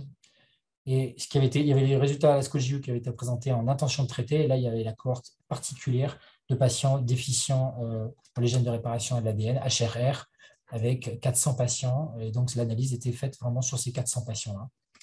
Bon, sans surprise, la majorité des patients avaient une mutation BRCA2, un tiers des patients. C'est ce qui est suivi de ATM et CDK12. Et le critère principal sur la survie sans progression radiologique, il y avait une amélioration significative par le talazoparib plus enzalutamide avec un ratio à 0,45, donc une très nette augmentation de la RPFS. Si on regarde les analyses de sous-groupe, évidemment, alors c'est surtout les patients BRCA1, 1-2 qui bénéficiaient du traitement. Les autres patients qui étaient, donc encore une fois, c'est une population HRR, donc même les patients HRR mais qui ne sont pas BRCA1, BRCA2 ne bénéficiaient pas franchement de l'ajout du talazoparib dans cette situation. En survie globale, c'est une analyse intermédiaire pour la survie globale. Ce n'était pas significatif, mais il y a quand même un trend, il y a une tendance assez forte quand même pour un bénéfice. Là, c'est toute la population HRR, un bénéfice à l'ajout du talazoparib. Si on ne prend que les BRCA, la tendance est encore plus forte avec un ratio à 0,61. Nul doute qu'avec un follow-up un peu plus long, avec plus d'événements, là c'était 24% d'événements seulement, on aura probablement une significativité en survie globale. Alors, juste point sur la toxicité, on connaît bien les inhibiteurs de PARP, ils n'ont pas forcément tous le même profil, mais globalement, il y avait une interruption dans 67% des cas, une réduction dans 55% des cas, et un arrêt pour toxicité dans 10% des cas. Et ce qui ressort en premier, c'est l'anémie. Alors attention, on a quand même 39% de grade 3 d'anémie. En gros, ces patients-là, il fallait les transfuser. On a à peu près le même pourcentage de nécessité de transfusion. Alors c'est peut-être lié au management dans l'étude, c'est-à-dire qu'il n'y avait pas forcément d'adaptation de dose, même pour des anémies de grade 2, mais si on anticipe un petit peu et qu'on réduit un peu la dose un peu plus tôt, on n'en arrivera pas jusqu'à transfuser un tiers de nos patients. Sinon, le reste du profil du talazoparib était similaire aux autres inhibiteurs de PARP.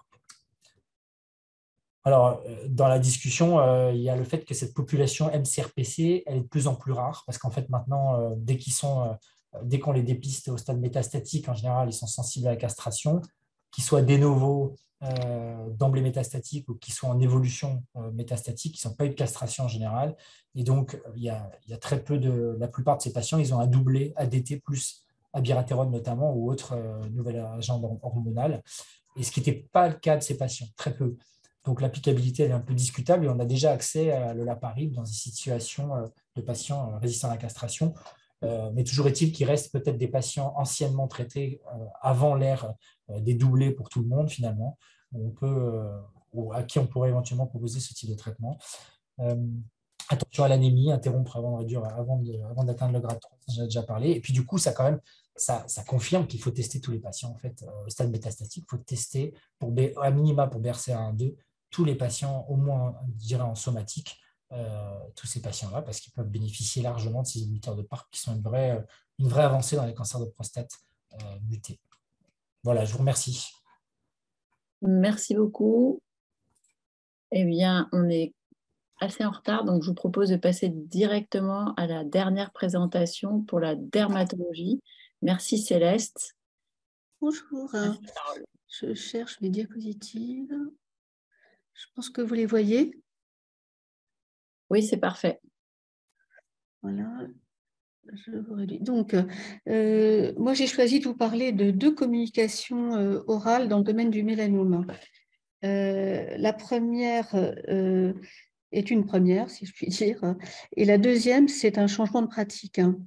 Donc, tous deux concernent des essais adjuvants. Donc, la première communication, c'est l'essai Keynote 942, qui... Mince. Je ne peux pas... Suivante. Voilà.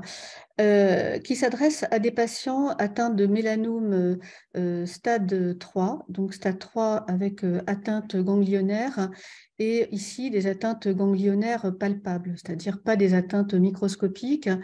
Et donc, avant d'apprécier les résultats, il faut savoir d'où on part. Eh bien, on part en fait de ces patients-là qui ont une atteinte ganglionnaire. Ils sont actuellement candidats après curage à recevoir un traitement par anti-PD1, que ce soit le pembrolizumab ou le nivolumab. Je vous montre ici les résultats de l'essai Keynote 54 qui comparait le pembrolizumab au placebo, un essai qui est positif en survie sans récidive, en survie sans métastase à distance et dont on attend les résultats en survie globale. Donc ça, c'est notre routine depuis 2019. Je suis un peu embêtée parce que voilà. Et donc, cet essai veut faire mieux que l'existant et va comparer chez ces patients, donc stade 3 opérés, l'anti-PD1 seul ou l'anti-PD1 associé à un vaccin.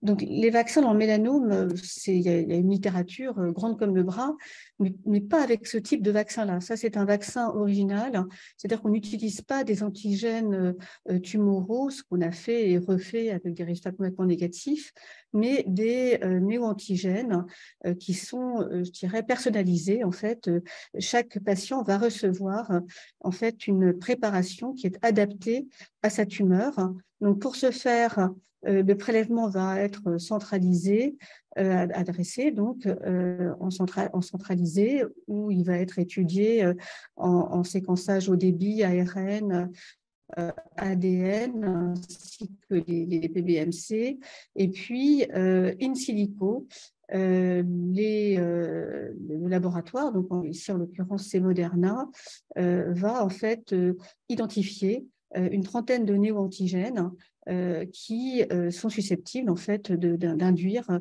une immunité, des réponses T, dont on espère qu'elles vont en fait s'élargir, en fait induire un élargissement de leur cible, l'epitope spreading. Et donc, tout ça est fait in silico et on aboutit à une molécule d'ARN concaténée. C'est la méthodologie Moderna, en fait, la même que pour le Covid. Le produit est ensuite livré, tout ça dans les 6 semaines,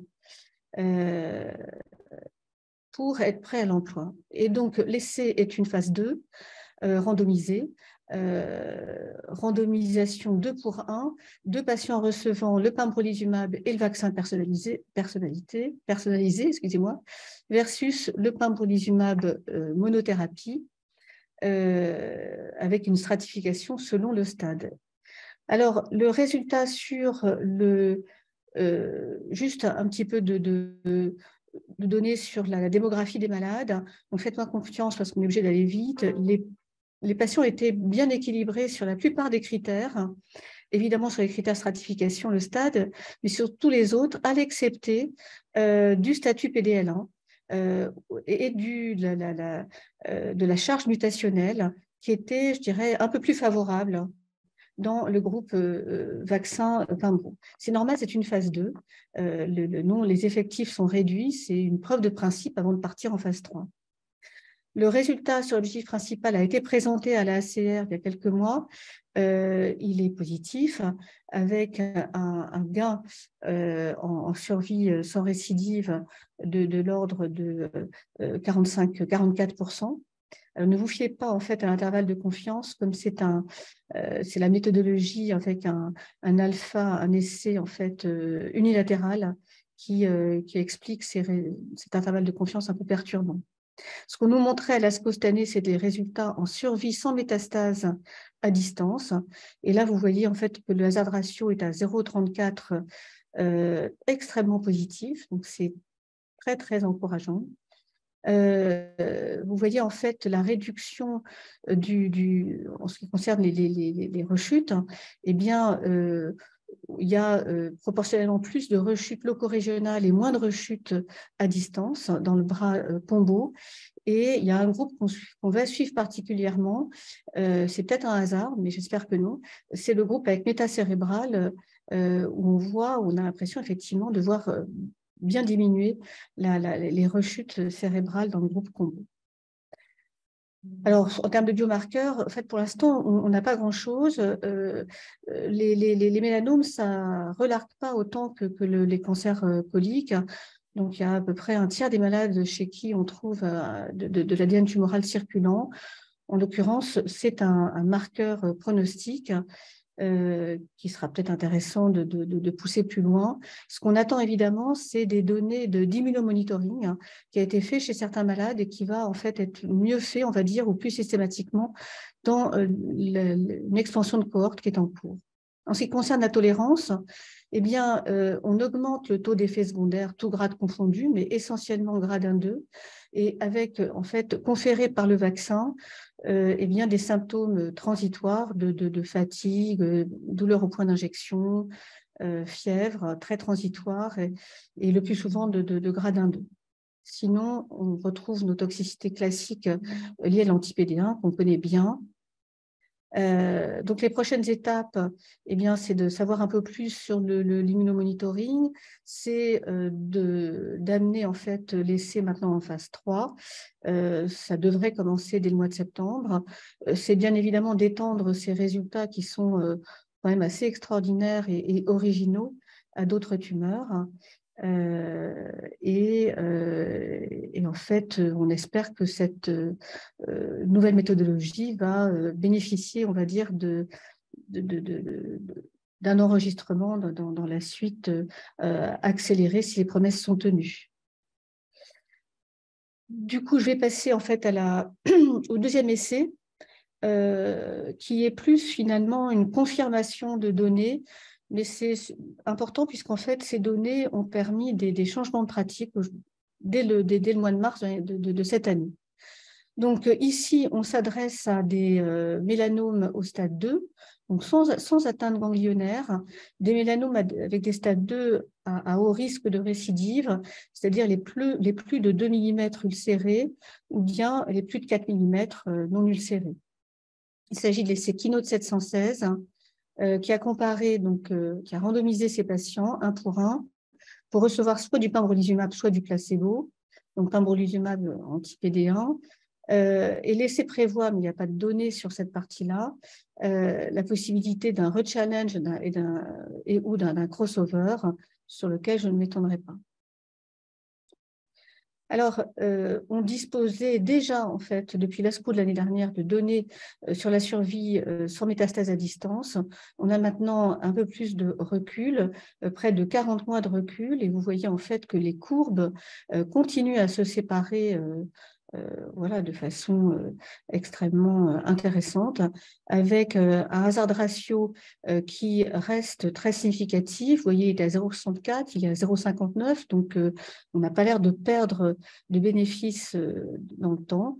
Bon, bien entendu, ça ne remplacera pas les données d'OS, mais qu'on n'est pas prêt à l'avoir pour tout de suite. En termes alors, l'effet positif, il est vu quel que soit le stade, que ce soit des mélanomes ulcérés de plus de 2 mm ou des mélanomes non ulcérés, et puis quels que soient les groupes. Donc, ça, je vais assez vite, c'est des données qu'on connaissait.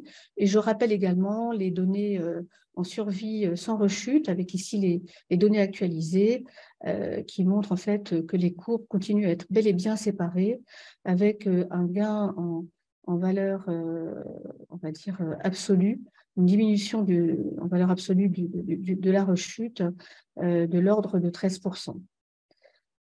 Alors, en termes d'effets secondaires, rien de bien nouveau. En fait, on sait que les effets secondaires de grade 3-4 existent, mais sont relativement rares. Avec le Pimbro, c'est de l'ordre de, on va dire, 10 à 15%, 11% ici. La problématique, elle est double. Elle est d'une part les effets secondaires létaux, qui sont rares. C'est moins de 20%. C'est donc un peu stochastique. On n'en a pas eu dans cet essai, mais on sait que ça peut arriver. Essentiellement, les atteintes musculaires, myocardiques ou neurologiques, plus rarement pulmonaires. Et puis, l'autre problématique, c'est les toxicités endocriniennes permanentes, notamment les toxicités thyroïdiennes. Et donc, étant donné que finalement, cet essai est positif, mais que voilà, on va rendre service finalement à... on va devoir traiter environ 12 malades pour rendre service à un malade. Il serait grand temps, effectivement, de trouver des marqueurs, des biomarqueurs qui puissent nous permettre d'épargner ce traitement aux patients qui n'en bénéficieront pas et à ceux qui n'en ont pas besoin. Mais ça, c'est une autre histoire. Donc, je vais m'arrêter là. J'espère qu'on a rattrapé notre petit retard. Ouais, merci. Merci beaucoup, Céleste. En tout cas, c'est absolument passionnant et on voit que voilà, vous êtes aussi à la pointe sur tout ce qui concerne l'ARN messager. C'est assez incroyable. C'est fascinant. Hein? Ouais. C'est fascinant, je trouve. Oui, non, c'est chouette. Hein. Vous étiez très à la pointe sur l'immuno et là, voilà, l'ARN messager à façon, c'est quand même assez passionnant. Voilà, merci beaucoup en tout cas à toi, Céleste. Merci à l'ensemble des orateurs. On vous a demandé un exercice compliqué toujours de compiler sur peu de temps pour présenter. Donc, merci encore d'avoir été présent. Et puis, je laisse peut-être le mot de la fin à Gilles Galula. Donc, merci à toutes et à tous pour ces topos, ces interventions. C'était intéressant, c'était passionnant.